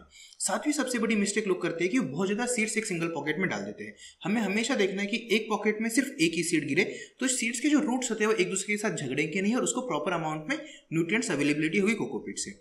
कई दफा लोगों को एक और सवाल आता है कि हमें जो न्यूट्रिएंट सॉल्यूशन देना होता है उसकी जो ईसी वैल्यू होती है या फिर उसकी जो डोसेज होते हैं वो जनरल जो प्लांट रिक्वायरमेंट है उससे कहीं ज़्यादा होती है। तो बहुत ज़्यादा न्यूट्रिएंट्स कोकोपीट अपने में एब्जॉर्ब कर लेते हैं और धीरे धीरे जैसे जैसे प्लांट को उनकी ज़रूरत पड़ती है वो प्लांट्स रूट्स को अवेलेबल करके देते हैं। तो अगर आपकी इसी मात्रा, रिक्वायर्ड मात्रा से अगर थोड़ी ज़्यादा भी हो तब भी उसके बारे में अपने कोई ज़्यादा इशू नहीं आता है। तो जनरली लोग जब भी वाटरिंग करते हैं, सीडलिंग्स को वाटरिंग करते हैं, पहले 3 दिन तक हमें किसी भी प्रकार की वाटरिंग नहीं करनी है। पहले 3 दिन तक जो कोकोपीट के ट्रेस होते हैं वो ढके हुए होते हैं। ये स्प्राउटिंग फेज होता है। स्प्राउटिंग फेज में लगने वाले न्यूट्रिएंट सॉल्यूशंस जो भी होते हैं वो सीड के अंदर ऑलरेडी प्रेजेंट होते हैं। सीड जनरली 3 चीज़ों से बना हुआ होता है। पहली चीज जो भी न्यूट्रिएंट्स है, जिस प्लांट्स को लगने वाले माइक्रो न्यूट्रिएंट्स और मैक्रो न्यूट्रिएंट्स, दोनों प्रकार के न्यूट्रिएंट्स सीड में ऑलरेडी अवेलेबल होते हैं। दूसरी चीज जो एक्चुअल पौधा है जो ग्रो करने वाला है वो पौधा सीड के अंदर अवेलेबल होता है। और तीसरी चीज होती है सीड का आउटर कवर। सीड का जो आउटर लेयर होता है वो सीड का पार्ट होता है। तो पहले 3 दिनों में सीड का आउटर केयर नम हो जाता है और आउटर कवर निकल के पौधा उसमें से बाहर निकलना शुरू करता है। जब पौधा बाहर निकलने की शुरुआत करता है उसके लिए लगने वाली आर्द्रता और टेम्परेचर हम समान मात्रा में उसको अवेलेबल करके देते हैं, तो लगने वाले न्यूट्रिएंट डोसेज वो सीड से ले लेता है। तो पहले 3 दिन हमें किसी भी प्रकार का पानी का इस्तेमाल नहीं करना है। चौथे दिन से हम करेंगे 2 दिन पानी और उसके तीसरे दिन हम देंगे न्यूट्रिएंट सॉल्यूशन। तो उसके 2 दिन तक हम लोग उसको नॉर्मल वाटर देते रहेंगे, जो भी अपना नॉर्मल वाटर, जो भी पीने का पानी या फिर जो भी एग्रीकल्चर वाटर हमारे पास अवेलेबल है वो पानी हम पौधों को देना स्टार्ट करेंगे और तीसरे दिन हम उसको न्यूट्रिएंट वाटर देना स्टार्ट करेंगे। जनरली न्यूट्रिएंट वाटर देने के टाइम पे आप NPK 19-19-19 3.5 ग्राम्स पर लीटर इस मात्रा में इस्तेमाल करके आप पौधे को दे सकते हो। तो यही जो शेड्यूल है हमको अगले 30 दिनों तक फॉलो करना है। तो अगले 30 दिनों तक हम 2 दिन नॉर्मल वाटर और तीसरे दिन हम उसको जो भी फर्टिलाइजर की मात्रा होती है 19-19-19 की 3.5 ग्राम्स पर लीटर करके ये न्यूट्रिएंट सॉल्यूशन हम पौधे को दे सकते हैं। तो अभी हम बात करेंगे न्यूट्रिएंट्स फॉर सीडलिंग्स। सीडलिंग्स को कई अलग अलग चीज़ों की न्यूट्रिएंट्स की ज़रूरत होती है और प्लांट न्यूट्रिएंट्स अगर हम देखते हैं, अगर उसके हम लोग फेजेस वाइज उसको हम लोग डिस्ट्रीब्यूट करते हैं, उसको तोड़ते हैं, तो हम देखें कि यहाँ पे 3 अलग अलग हमको फेजेस दिखाई देते हैं। पहला फेज होता है 0 से 7 डेज। तो पहले 7 दिनों तक जो न्यूट्रिएंट रिक्वायरमेंट होती है वो सीड अपने से कंप्लीट कर लेता है, आपको एडिशनल न्यूट्रिएंट्स देने की जरूरत नहीं पड़ती है। लेकिन 8वें दिन से 16 दिन तक हम उसको कंपोस्ट न्यूट्रिएंट्स या फिर जो बेसिक न्यूट्रिएंट होता है NPK 19-19-19 हम देना स्टार्ट कर सकते हैं। इसकी मात्रा होती है 2 दिन नॉर्मल पानी, 1 दिन न्यूट्रिएंट सॉल्यूशन। लेकिन तीसरे जो टॉप अप न्यूट्रिएंट्स होता है जो 17वें दिन से स्टार्ट होता है। जनरली 17वें दिन से हम देख सकते हैं कि प्लांट के अंदर ट्रू लीव्स यानी कि जो अंदर की खरी पत्तियां है वो आनी स्टार्ट हो चुकी है। जो सच्ची पत्तियां आनी स्टार्ट होती है वहां पे हमको न्यूट्रिएंट डोसेजेस में हमको माइक्रोन्यूट्रिएंट्स ऐड करना पड़ता है। यहाँ पे माइक्रोन्यूट्रिएंट्स ऐड करने के टाइम पे हम 1 ग्राम माइक्रोन्यूट्रिएंट्स पर लीटर इस मात्रा में माइक्रोन्यूट्रिएंट्स ऐड करके पौधों को देना स्टार्ट करते हैं। तो 17वें दिन से जो हमें फॉलो करना है मेथड वो इस प्रकार होगा कि पहला 2 दिन नॉर्मल वाटर, तीसरे दिन NPK 19-19-19 3.5 ग्राम्स और माइक्रोन्यूट्रिएंट होगा 1 ग्राम। तो इस प्रकार से हम पौधों को न्यूट्रिएंट सॉल्यूशन देना स्टार्ट करते हैं। तीसरे दिन पे हम देखते हैं कि पौधों की अच्छी प्रकार से पौधे बढ़ चुके हैं और उसको हम लोग NFT या फिर जो भी हाइड्रोपोनिक मेथड हम यूज कर रहे हैं उसमें वो ट्रांसफर करने लायक हो चुके हैं। तो तीसरे दिन हम उनको जनरली हाइड्रोपोनिक सिस्टम में हम लोग उसको ट्रांसफर कर देते हैं। तो यहाँ पे एक और चीज का हमें ध्यान रखना है कि पौधे हम शाम के टाइम पे हाइड्रोपोनिक सिस्टम में डालें, क्योंकि पूरी रात का टाइम पौधों को मिलता है न्यूट्रिएंट सॉल्यूशन के साथ एडजस्ट करने के लिए और नेक्स्ट डे वो एडजस्ट करता है सनलाइट के साथ। तो जनरली लोग देखते हैं कि अगर सुबह अगर आप हाइड्रोपोनिक में अगर पौधे अपने ट्रांसफर करते हो तो हाइड्रोपोनिक शॉक आके बहुत सारे पौधे वहां पे मर जाते हैं। ये बहुत ही बड़ा इशू लोगों को फेस करने आता है हाइड्रोपोनिक एग्रीकल्चर में। तो हमेशा मेक श्योर कीजिए कि जिस दिन आपको हाइड्रोपोनिक में पौधे ट्रांसफर करने शाम को 4 बजे के बाद ही पौधे हाइड्रोपोनिक सिस्टम में ट्रांसफर हो, ना कि उससे पहले। एक और चीज जो बहुत ज्यादा लोग गलतियां कर देते हैं, प्रॉपर कैलकुलेशन। हमेशा एक चीज़ पकड़ के चलिए कि आपको 20% का डेथ रेट आपको देखने मिलेगा ही मिलेगा। तो अगर आप 100 पौधे प्लांट करना चाहते हो, अगर आप चाहते हो कि मैं 100 पौधों का प्रोडक्शन लेना चाहता हूँ, तो हमेशा 120 पौधे का ट्रांसप्लांटेशन या फिर 120 पौधों के सीडलिंग्स क्रिएट कीजिए। 20 पौधों में से लगभग 10 पौधे आपके सीडलिंग फेज में मर जाएंगे और 10 पौधे लगभग हाइड्रोफोनिक शॉक से मर जाएंगे। तो हमेशा 20% का एक्सेस लेके हमेशा चलिए। अगर आप 20,000 प्लांट प्रोडक्शन करना चाहते हो तो आपको 22,000 पौधों का सीडलिंग्स क्रिएट करना है। तो इस प्रकार से आप सीडलिंग्स, आपको एंड में जितनी सीडलिंग्स लगने वाले उसको आप कंट्रोल कर सकते हो बड़ी आसानी से। तो अब हम देखेंगे कि न्यूट्रिएंट रिक्वायरमेंट में सीडलिंग्स के जो माइक्रो एलिमेंट, जो बड़ी मात्रा में लगने वाले एनपीके एलिमेंट्स होते हैं 1999, उसमें से कौन से न्यूट्रिएंट किस प्रकार काम करते हैं। तो पहले बात करते हैं नाइट्रोजन की। जैसे कि आप अपनी स्क्रीन पे देख सकते हो, जानवरों में या फिर एनिमल्स में जो काम प्रोटीन करता है वही काम नाइट्रोजन करता है पौधों के लिए। जनरली बहुत ज़्यादा नाइट्रोजन पौधे एयर में से, मतलब हवा से सोच लेते हैं, लेकिन उसके अलावा भी कई ज़्यादा मात्रा में नाइट्रोजन उनको न्यूट्रिएंट सॉल्यूशन से भी अवेलेबल करके देना पड़ता है। नाइट्रोजन मेन काम जो करता है वो काम करता है कि जो हरियाली लाना, जो पत्तों के ऊपर जो हरियाली होती है वो स्टेमोटा ग्रीन करके वो लेके आता है। तो प्लांट का जो रेस्पिरेशन प्रोसेस है, प्लांट का जो फोटोसिंथेसिस प्रोसेस होता है, उसको बूस्टअप करने का और उसको रैपिड करने का काम नाइट्रोजन मेनली करता है। तो हमेशा हमें मेक श्योर करना है कि अर्ली फेज में पौधों के लिए इनफ मात्रा, मतलब इतनी मात्रा में हमें देना है उतनी मात्रा में नाइट्रोजन अवेलेबल हो।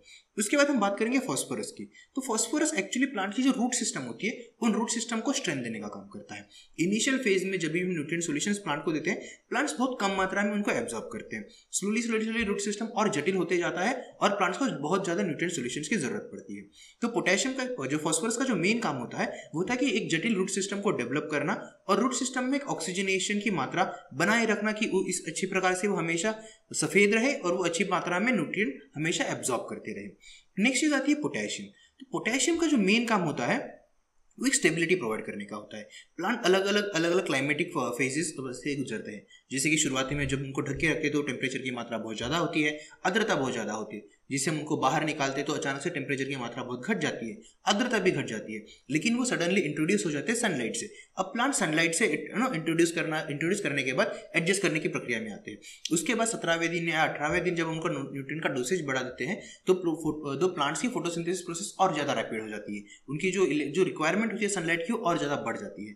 पोटेशियम मदद करता है प्लांट को एक स्टेबिलिटी अचीव करने में कि जितने भी क्लाइमेटिक चेंजेस प्लांट के लिए हो रहे हैं उन क्लाइमेटिक चेंजेस का तो एडजस्ट करे और बिना मरे वो अपने अगली स्टेज, मतलब मैच्योरिटी स्टेज की तरफ धीरे धीरे बढ़ता रहे। तो इसी प्रकार से एनपीके 19 हम यूज करते हैं ताकि सारी मात्रा में जितनी भी न्यूट्रिएंट रिक्वायरमेंट है ये सारी इक्वल मात्रा में पौधों को मिलती रहे।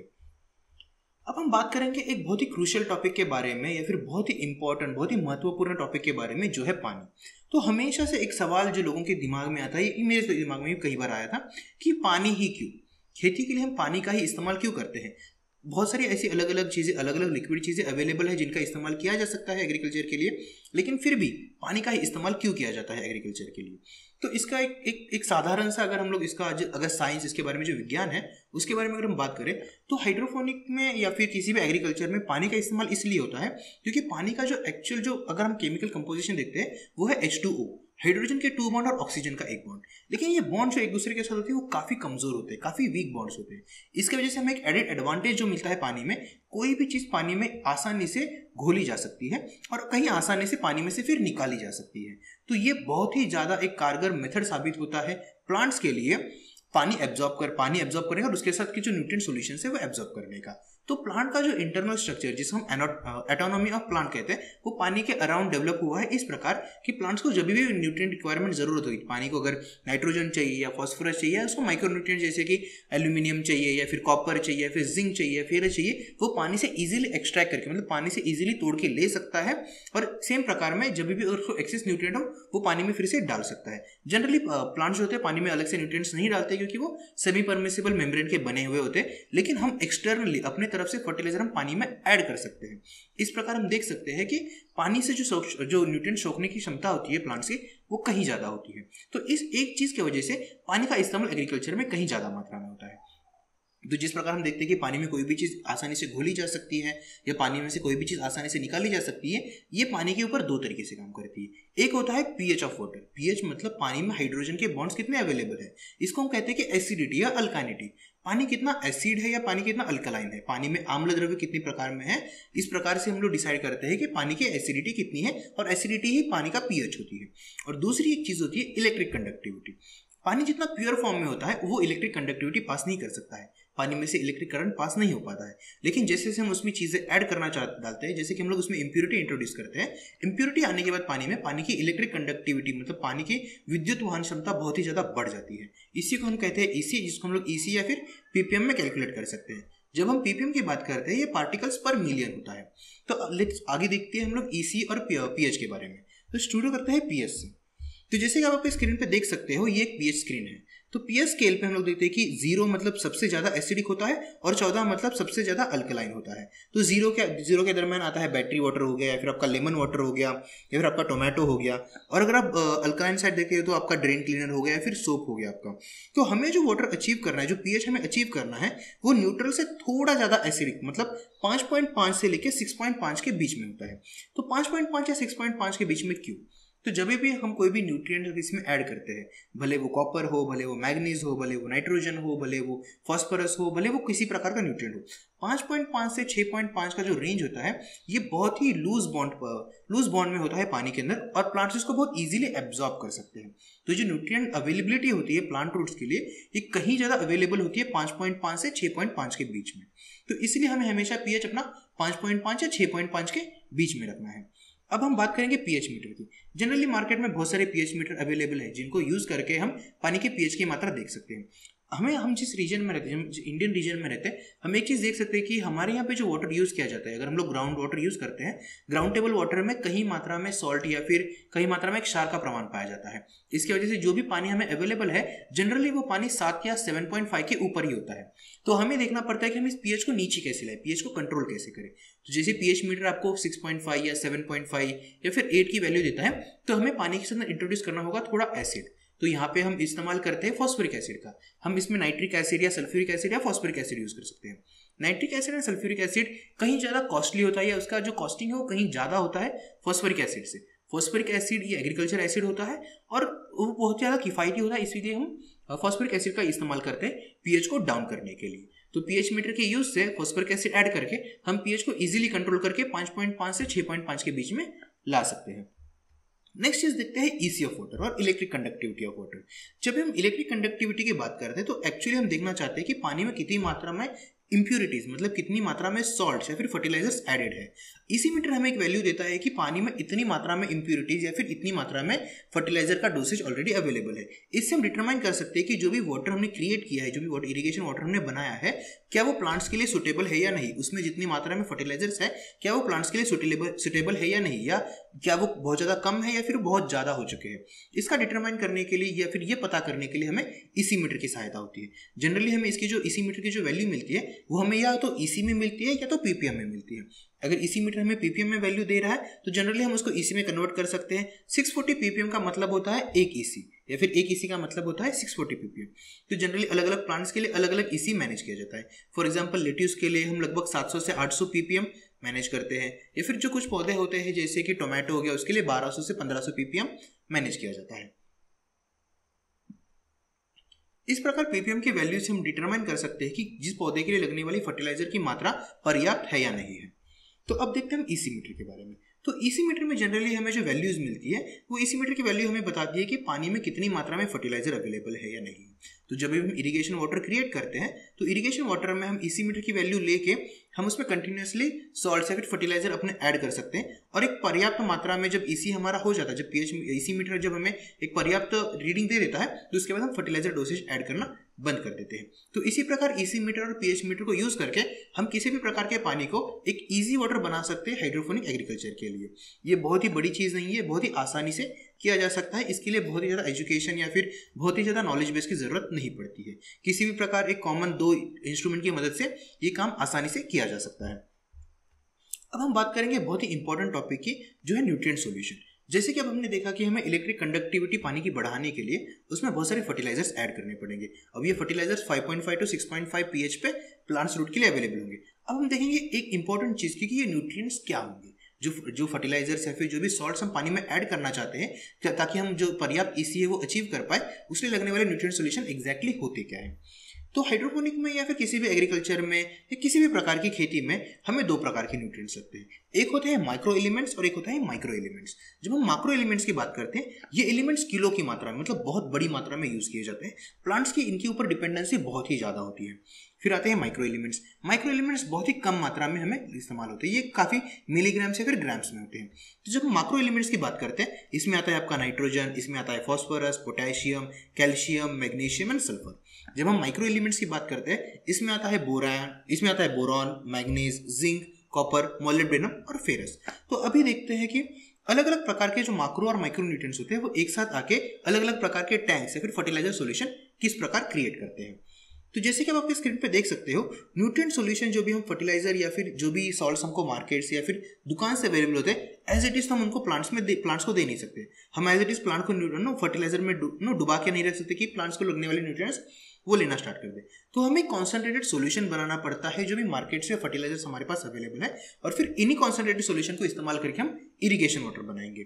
तो जनरली इरिगेशन वाटर किस प्रकार बनाया जाता है, तो हमें दो प्रकार के फर्टिलाइजर्स मार्केट में मिलते हैं हाइड्रोपोनिक के लिए। मैं यहाँ पे सिर्फ हाइड्रोपोनिक की बात कर रहा हूँ, जिससे हम टैंक ए सोल्यूशन और टैंक बी सोल्यूशन क्रिएट करते हैं। तो आगे वीडियो में हम देखेंगे टैंक ए सोल्यूशन और टैंक बी सोल्यूशन किस प्रकार बनाया जाता है। तो जनरली जब भी हम न्यूट्रिएंट सोल्यूशन मार्केट से खरीदते हैं तो इसका रेशियो इस प्रकार होता है 1:10:100 का। तो 1:10:100 का रेशियो समझते हैं किस प्रकार होता है। अगर मुझे 1 ग्राम या फिर 1 किलोग्राम, अगर मुझको हम 1 ग्राम करते हैं, 1 ग्राम फर्टिलाइजर अगर मैंने मार्केट से लाया है घर पे, अब मैं उसको मिक्स करूंगा 10 ml वाटर में। 10 ml वाटर में मिक्स करने के बाद मुझको एक कॉन्सेंट्रेटेड सोल्यूशन मिलेगा। ये कॉन्सेंट्रेटेड सोल्यूशन अब मैं मिक्स कर सकता हूँ 100 ml वाटर में। जब जो 100 ml जो वाटर है ये मेरा इरिगेशन वाटर हो गया। अब इसको जब बड़ी स्केल पे करते हैं तो इस प्रकार हो सकता है, 1 किलो फर्टिलाइजर मैंने लाया जिसको मैंने मिक्स किया 10 लीटर वाटर में। 10 लीटर वाटर में मिक्स करने के बाद इसको मैंने मिला के बनाया 100 लीटर वाटर। तो इस प्रकार 1 किलो फर्टिलाइजर से मैं 100 लीटर इरिगेशन वाटर बना सकता हूँ। तो रेशियो पे मत जाइए, रेशियो हर प्लांट के लिए अलग अलग होता है। मैं बस आपको समझाने के लिए या फिर आपको एक अंडरस्टैंडिंग आने के लिए एक रफ इक्वेशन बता रहा हूँ। तो इस प्रकार एक सॉल्ट से हम लोग इरिगेशन वाटर क्रिएट करते हैं। तो अब बात करते हैं इरिगेशन वाटर की। इरिगेशन वाटर जब न्यूट्रिएंट से बनाते हैं तो हम ए टैंक और बी टैंक का इस्तेमाल करते हैं इरिगेशन वाटर बनाने के लिए। जैसे कि आप आपके स्क्रीन पे देख सकते हो, ए सोल्यूशन और बी सोल्यूशन इस प्रकार के दो सोल्यूशंस अवेलेबल होते हैं या अवेलेबल करने पड़ते हैं। तो ए सोल्यूशन में आप देखोगे इसमें आता है कैल्शियम नाइट्रेट, पोटेशियम नाइट्रेट और फेरस एडीटीए। बी सोल्यूशन में आता है आपका magnesium sulphate, monopotassium phosphate, potassium sulphate और आपके माइक्रोन्यूट्रिएंट्स।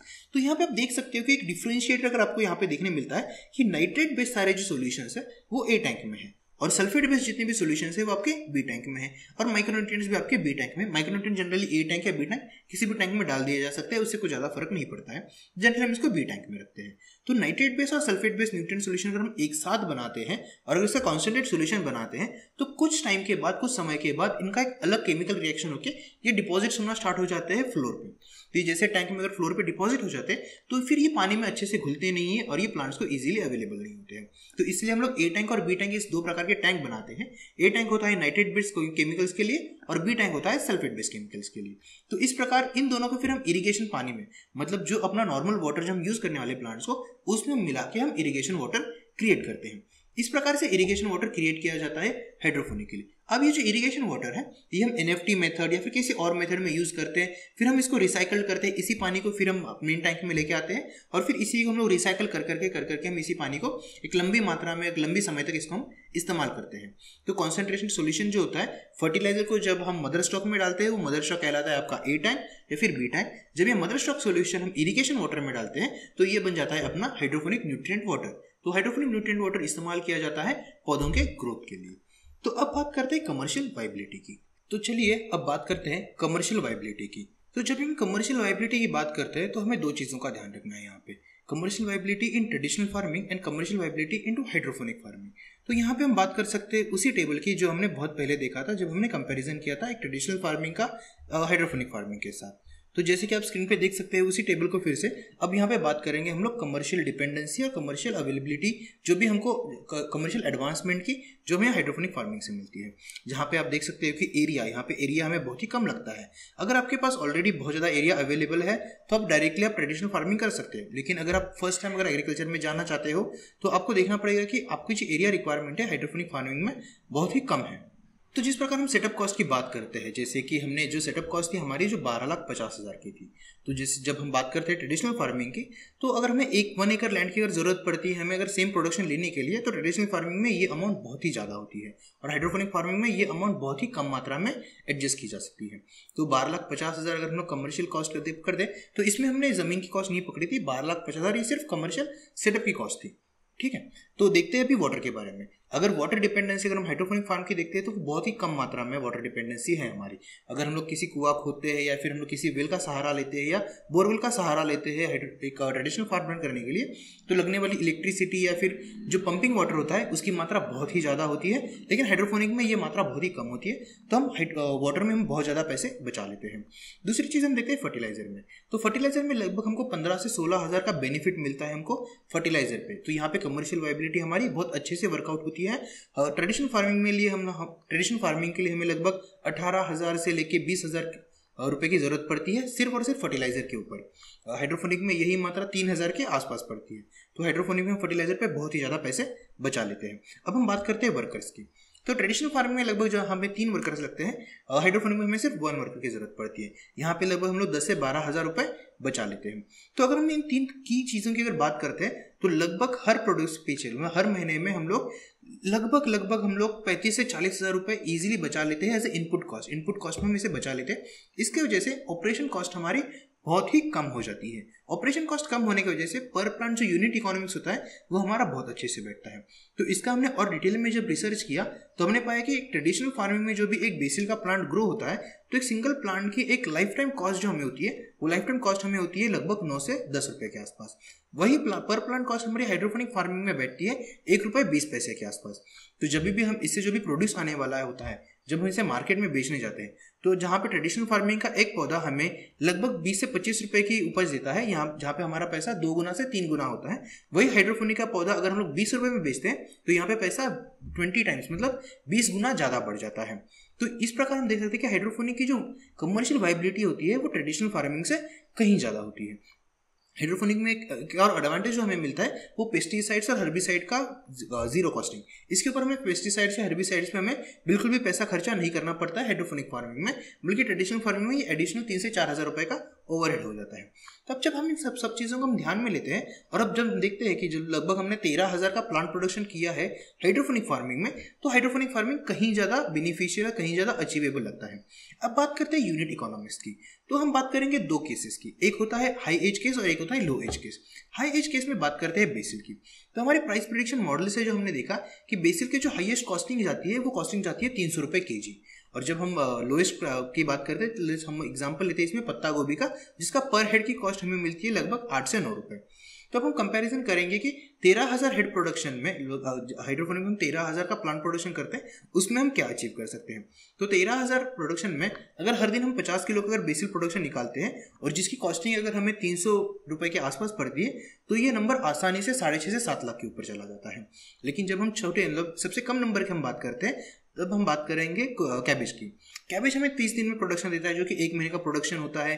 30 दिन उसका पहले ट्रे में कवर होता है, बाकी के 30 दिन इसके हाइड्रोफोनिक सॉल्यूशंस या न्यूट्रिएंट सॉल्यूशंस में हम लोग डिप करके हाइड्रोफोनिक मेथड यूज करके उसको हम ग्रो करते हैं। तो 30 दिन में हमको जो पत्ता गोभी का जो एक एवरेज वेट साइज मिलता है वो लगभग होता है 250 से 300 ग्राम, और जो ओपन मार्केट में जो खुदरा मार्केट में वो हमें लगभग 8 से 9 रुपये में बिकता है। तो एक सेफ साइड कैलकुलेशन ईजी करने के लिए हम इसे 10 रुपये पकड़ लेते हैं। तो 13,000 प्लांट प्रोडक्शन 10 रुपये पर हेड कॉस्ट से हम पकड़ेंगे तो 1,30,000 के आसपास हमारा मंथली प्रोडक्शन वैल्यू हम हाइड्रोफोनिक फार्म से अचीव कर सकते हैं। तो जब हम मिनिमम कॉस्ट की जब बात करते हैं 10 रुपये, जो कि काफ़ी मिनिमम कॉस्टिंग है, तो वहाँ पर हम देख सकते हैं कि लगभग 1 साल के अंदर ही हमारा ROI अचीव हो जाता है और अगले साल से हम प्रॉफिटेबल हो जाते हैं हाइड्रोफोनिक फार्म में। यही जब हम ट्रेडिशनल फार्मिंग की बात करते हैं तो पत्ता गोभी के पर प्लांट प्रोडक्शन की कॉस्ट हमें लगभग 7.5 से 8 रुपये पड़ जाती है और 1 से 2 रुपये का प्रॉफिट मार्जिन बच जाता है हमारा ट्रेडिशनल फार्मिंग में। तो उसके अंदर ROI अचीव करने के लिए हमें कई सालों का टाइम लगता है। तो अगर आप लैंड परचेस करके अगर खेती करने के बारे में अगर सोच रहे हैं तो हाइड्रोफोनिक फार्मिंग का सेंस कहीं ज़्यादा बनता है एक ट्रेडिशनल फार्म खरीद के उसके ऊपर खेती करने से। तो यहाँ पे हमें एक और चीज़ का ध्यान रखना है कि यहाँ पे स्केल ऑफ इकोनॉमी या फिर इकोनॉमी ऑफ स्केल जिसे कहा जाता है, इसका हमें कहीं ज़्यादा एडवांटेज मिलता है। कहीं ज़्यादा प्लांट प्रोडक्शन एक डेंस एनवायरनमेंट क्रिएट करके करने के वजह से हमें यहाँ पे एडवांटेज मिलता है कि हमें सीड कॉस्ट के ऊपर, हमें फर्टिलाइजर कॉस्ट के ऊपर हमें बहुत ज़्यादा पैसे हम वहाँ पे बचा लेते हैं। बहुत ज़्यादा सीड प्रोडक्शन होने की वजह से या फिर बहुत ज़्यादा प्लांट प्रोडक्शन होने की वजह से और कांस्टेंट क्वालिटी की वजह से 12 ही महीने सप्लाई की वजह से हम बल्क में ये चीज़ें खरीद सकते हैं। इसी या फिर पीएच कंट्रोल करने का आसान तरीका अवेलेबल होने की वजह से हम बल्क में एक ही टाइम पे सारी चीज़ें खरीद के हम इसे साल भर के लिए इस्तेमाल कर सकते हैं। यहाँ पे हमें एक सबसे बड़ा एडवांटेज हमें मिलता है, हम क्वालिटी कंट्रोल मेजरमेंट्स हम इजीली अप्लाई कर सकते हैं। फार्म मैनेजमेंट सिस्टम यूज़ करके हमें पता चलता है कि कौन सी चीज़ की ज़रूरत हमें कब पड़ने वाली है फ्यूचर में, और उस प्रकार से हम स्टॉकिंग कर सकते हैं। तो यहाँ पे हमें जो देखने मिलता है कि कमर्शियल वायबिलिटी की जब बात करते हैं तो हाइड्रोपोनिक फार्म कहीं ज़्यादा कमर्शियली वायबल होता है ट्रेडिशनल फार्मिंग के बजाय। अब हम बात करेंगे हमें क्या क्या मार्केट ऑप्शंस अवेलेबल है। हमें अलग अलग प्रकार के मार्केट ऑप्शंस अवेलेबल है, हमें अलग अलग प्रकार के सेल्स चैनल्स अवेलेबल है। अब बात करते हैं सेल्स चैनल्स की। हमें 3 प्रकार के सेल्स चैनल्स अवेलेबल होते हैं इंडिया में जनरली, B2B, B2B2C और B2C, ये 3 प्रकार के सेल्स चैनल्स अवेलेबल है। जब हम बात करते हैं B2B सेल्स चैनल की तो हम क्या पाते हैं कि B2B में हम direct business to business supply करते हैं। B2B2C में हम पाते हैं कि हम बिजनेसेस को सप्लाई करते हैं जो कि हमारा प्रोड्यूस आगे कस्टमर्स को बेचते हैं, और B2C में हम पाते हैं कि डायरेक्टली हम कस्टमर्स को हमारा प्रोड्यूस बेच रहे हैं। तो जब हम कमर्शियल फार्मिंग की बात करते हैं तो B2C रन करना या उसके ऑपरेशंस मैनेज करना काफ़ी डिफिकल्ट हो जाता है लॉन्ग रन के लिए। B2B और B2B2C मैनेज करना काफ़ी ज़्यादा आसान होता है। तो हमने हमारे कमर्शियल फार्म से हमने सिर्फ B2B और B2B2C को सप्लाई किया है, हमने कभी B2C को सप्लाई नहीं किया है। हमारा फार्म पुणे से लगभग 60 किलोमीटर दूर लोकेटेड है, इस वजह से डायरेक्ट कस्टमर केटरिंग करना हमारे लिए काफ़ी ज़्यादा डिफिकल्ट हो जाता है जियोग्राफिकल लोकेशंस या जियोग्राफिकल लिमिटेशंस की वजह से। तो B2B में हम देखते हैं कि हम होटल्स को सप्लाई कर सकते हैं, हम मार्केट यार्ड्स या कि APMC या फिर खुदरा मार्केट में सप्लाई कर सकते हैं, हम इंस्टीट्यूशंस को सप्लाई कर सकते हैं, हम एक्सपोर्टर्स को सप्लाई कर सकते हैं। तो यहाँ पे सबसे बड़ा जो एडवांटेज हमें मिलता है, हमें रिटर्न्स के बारे में ज़्यादा सोचना नहीं पड़ता है। हमारी जो पैकेजिंग होती है बहुत ही चीप होती है, बहुत ही आसान होती है। जनरली B2B में जो माल जाता है वो बहुत सारे लोगों से खरीद के फिर रिपैक होकर फिर आगे कस्टमर को या फिर एक्सपोर्ट किया जाता है। तो उसमें जो आउटर पैकेजिंग के बारे में हमें बिल्कुल भी सोचना नहीं पड़ता है। तो जब भी आप B2B में आप डील करते हो, कॉस्टिंग B2B की थोड़ी कम होती है, ये होलसेल रेट में हमें बेचना पड़ता है, लेकिन यहाँ पे क्वांटिटीज़ में माल जाता है, यहाँ पे बल्क में हम माल अपना भेज सकते हैं। तो B2B का एडवांटेज सबसे ज़्यादा हमें वही मिलता है। B2B2C में हमें एक छोटी पैकेजिंग में हमको कस्टमर कंज्यूमेबल प्रोडक्ट, मतलब कस्टमर जिस प्रकार से खरीदेगा उस मात्रा में हमें बिजनेसेस को बेचना पड़ता है। यहाँ पे हम रिसेलर्स को बेच सकते हैं या फिर हम लोग मॉल्स को बेच सकते हैं। हम लोग जेनरिक ई-कॉमर्स जैसे कि बिग बास्केट हो गया या फिर मोर सुपर मार्केट हो गया, हम इन्हें अपना माल बेच सकते हैं। या फिर हम लोग सुपर मार्केट में अलग अलग प्रकार के सुपर मार्केट जो सिटी में लोकेटेड होते हैं, हम उनको भी अपना माल बेच सकते हैं। तो जनरली B2B2C में जो एडवांटेज हमें जो मिलता है, वहाँ पे हम अपनी कीमत तय कर सकते हैं अगर हमारी अपनी खुद की ब्रांडिंग है तो।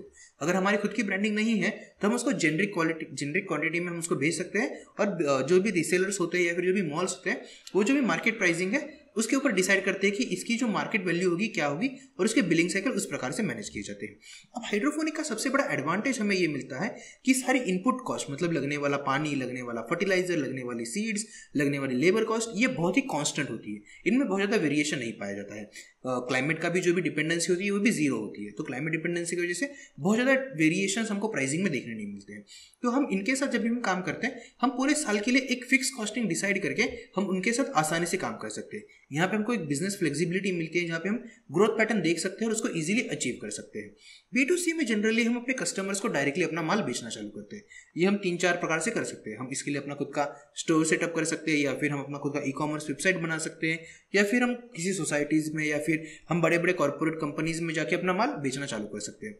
हम काउंटर सेल भी कर सकते हैं बड़े बड़े मार्केट्स में, या फिर खुदरा मार्केट्स में अपने छोटे छोटे स्टोर लगा के भी हम अपना माल बेच सकते हैं। हम ई-कॉमर्स वेबसाइट या फिर अपना ऐप डेवलप करके, वो iOS या फिर एंड्रॉइड पर बेस्ड हो, ऐसा ऐप बना के हम अपना माल कस्टमर को बेच सकते हैं। B2C में सबसे बड़ी दिक्कत जो आती है वो आती है क्वालिटी की। हमें अपनी क्वालिटी कांस्टेंट तो रखनी है, बट सेम टाइम पे कस्टमर सेटिस्फेक्शन का ध्यान रखना भी बहुत ज़्यादा ज़रूरी होता है। तो यहाँ पे रिटर्न्स आने के चांसेस बहुत ज़्यादा होते हैं। तो हमारी जो कॉस्टिंग ऑफ ऑपरेशंस होती है B2C में कहीं ज़्यादा होती है। तो इवन इफ B2C में अगर हमको रेट्स अच्छे मिलते हैं, हमको रिटेल रेट्स मिलते हैं, लेकिन उसका जो रिटर्न्स रेट होता है या फिर उसका जो डैमेज रेट होता है या फिर उसका जो कस्टमर को हमको जो रिटर्न्स देने पड़ते हैं, उसका रेट भी बहुत ज़्यादा होता है। तो जनरली होलसेल मार्केट में डील करना इन B2B और B2B2C में, होलसेल मार्केट में रेट, होलसेल प्राइसेस पे रेट करना, ये कहीं ज़्यादा बेनिफिशियल साबित होता है कमर्शियल फार्मिंग के लिए लॉन्ग रन पे। तो यहाँ पे हम कंप्लीट करते हैं अपना हाइड्रोफोनिक के बारे में जो भी बेसिक अंडरस्टैंडिंग है, फिर बेसिक इन्फॉर्मेशन हमें जो चाहिए थी। अब हम देखेंगे अभी आप आगे क्या कर सकते हैं। अगर आपने अभी तक हाइड्रोफोनिक के बारे में जितना भी पढ़ा है, जितना भी आपने सुना है, समझा है, अगर आपको लगता है कि आप इसको कमर्शियली आगे आप इसके बारे में सीखना चाहते हो, तो हमारे पास आपके लिए एक कोर्स है। तो इस कोर्स का नाम है हाइड्रोफोनिक मास्टर क्लास। जनरली ये कोर्स हमने ग्राउंड ब्रेकिंग कोर्स बनाया है। इस कोर्स का सबसे जो मेन मोटिव था इस कोर्स का था कि हाइड्रोफोनिक टेक्नोलॉजी जो इंडिया में ऑलरेडी अच्छी तरीके से पेनिट्रेट हो चुकी है और धीरे धीरे पेनिट्रेट हो रही है, तो इस टेक्नोलॉजी जो बाकी कंपनीज जो बेच रही है, फिर टर्नकी सॉल्यूशन प्रोवाइडर्स है, इसको कहीं कॉस्टली बेच रहे हैं।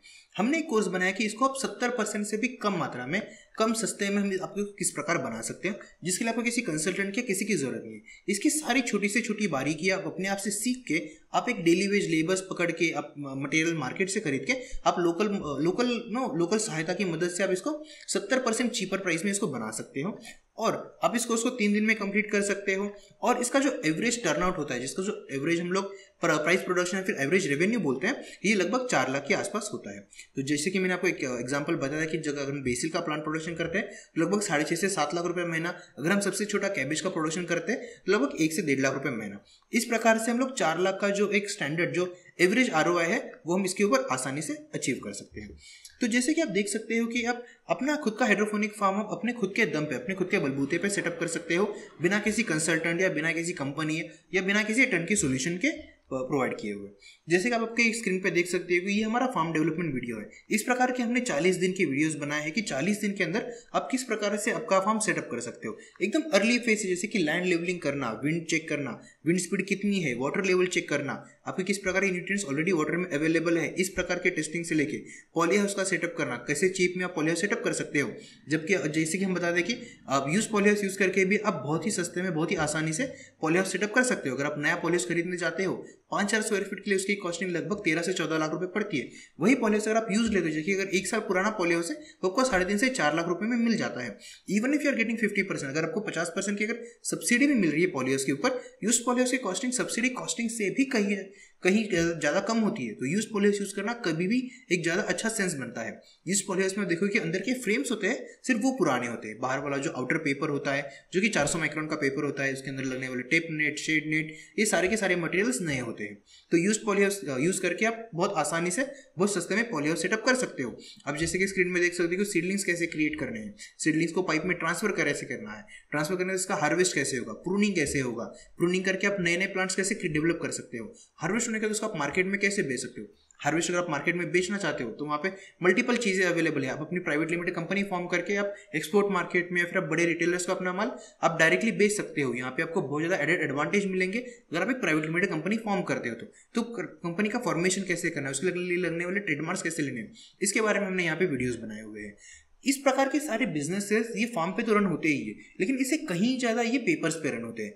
डिफरेंट एक्सेल शीट्स, डिफरेंट प्रकार के सॉफ्टवेयर यूज करके हमने एक ब्लूप्रिंट ऑफ बिजनेस बनाया है। इन एक्सेल शीट को आप अपने डे टू डे लाइफ में कैसे यूज कर सकते हो, इन सॉफ्टवेयर को आप डे टू डे लाइफ में कैसे यूज कर सकते हो, इस सारी चीज़ों को हम DPI यानी कि एक डिटेल प्रोजेक्ट रिपोर्ट कहते हैं। इस डिटेल प्रोजेक्ट रिपोर्ट को हमने नाम दिया है ब्लूप्रिंट ऑफ बिजनेस में। ब्लूप्रिंट ऑफ बिजनेस में आप देखेंगे कि एक स्वॉट मॉडल, एक स्वॉट एनालिसिस, जैसे कि हम इसमें देखते हैं कि अलग अलग प्रकार की अपॉर्चुनिटीज़ क्या है, अलग अलग प्रकार के अपने को मिलने वाले एडवांटेजेस क्या है या फिर डिसएडवांटेज क्या है, इन सारी चीज़ों का एनालिसिस करके आप किस प्रकार से सेटअप कर सकते हो। कॉस्टिंग कैलकुलेशन अपना अलग अलग होता है, हर स्टेट के लिए कॉस्टिंग कैलकुलेशन अपना अलग अलग हो सकता है। तो इस प्रकार का कॉस्टिंग कैलकुलेशन कैसे करना है, ये सारी चीज़ें हमने ब्लूप्रिंट ऑफ बिजनेस में डिटेल में डिस्कस की है।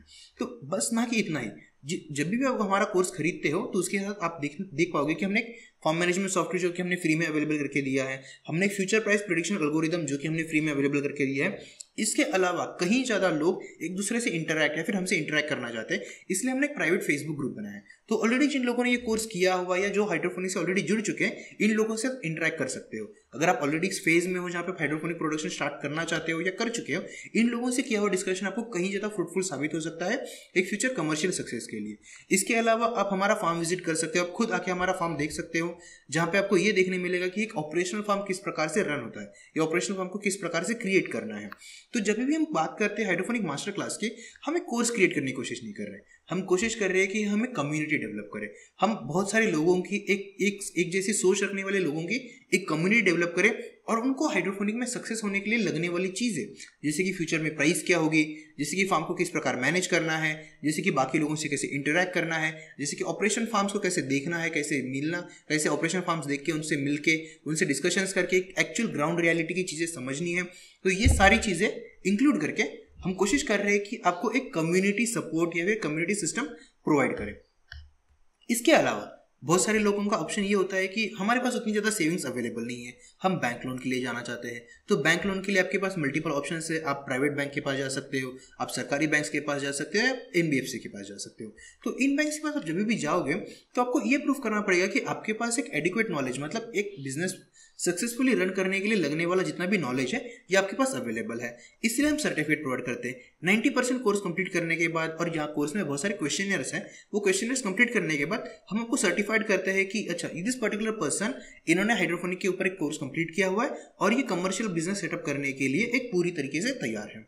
तो जब ये सर्टिफिकेट जब लोग देखते हैं तो ये सर्टिफिकेट अवेलेबल होता है हाइड्रोपोनिक मास्टर क्लास की जो पेरेंट कंपनी है क्राइजन बायोटेक प्राइवेट लिमिटेड की वजह से। क्राइजन बायोटेक प्राइवेट लिमिटेड का जो मेन मकसद है या फिर मेन जो मोटिव है वो हाइड्रोपोनिक फार्म डेवलपमेंट है। तो ये आप सर्टिफिकेट आपको मिलता है, आपको ऐसी कंपनी से नहीं मिलता है, किसी एजेंसी में नहीं मिलता है जो आपको एक AC चैम्बर में बैठ के आपको हाइड्रोपोनिक के बारे में सिखा रहे हैं। आपको ये सर्टिफिकेट ऐसी कंपनी से मिलता है जो ऑलरेडी हाइड्रोपोनिक में काम कर रहे हैं और जो कमर्शियली इसमें सक्सेसफुल हो चुके हैं। तो इस सर्टिफिकेट की वैल्यूएशन या फिर इसका जो वेटेज होता है वो ऑलरेडी बहुत ज़्यादा होता है। इसके अलावा हम सर्टिफिकेट में ई-वेरिफिकेशन का ऑप्शन अवेलेबल करके देते हैं। तो ई-वेरिफिकेशन की वजह से किसी भी बैंक में या किसी भी NBFC के पास जब भी आपका सर्टिफिकेट वेरिफिकेशन के लिए जाता है वहाँ पे वो इजीली इसको वेरीफाई कर सकते हैं कि वेदर ये सर्टिफिकेट वैलिड है या इनवैलिड है। तो इस प्रकार से आपकी अगर लोन रिक्वायरमेंट है या फिर आपकी सब्सिडी रिक्वायरमेंट है वो काफ़ी आसानी से प्रोसेस की जा सकती है।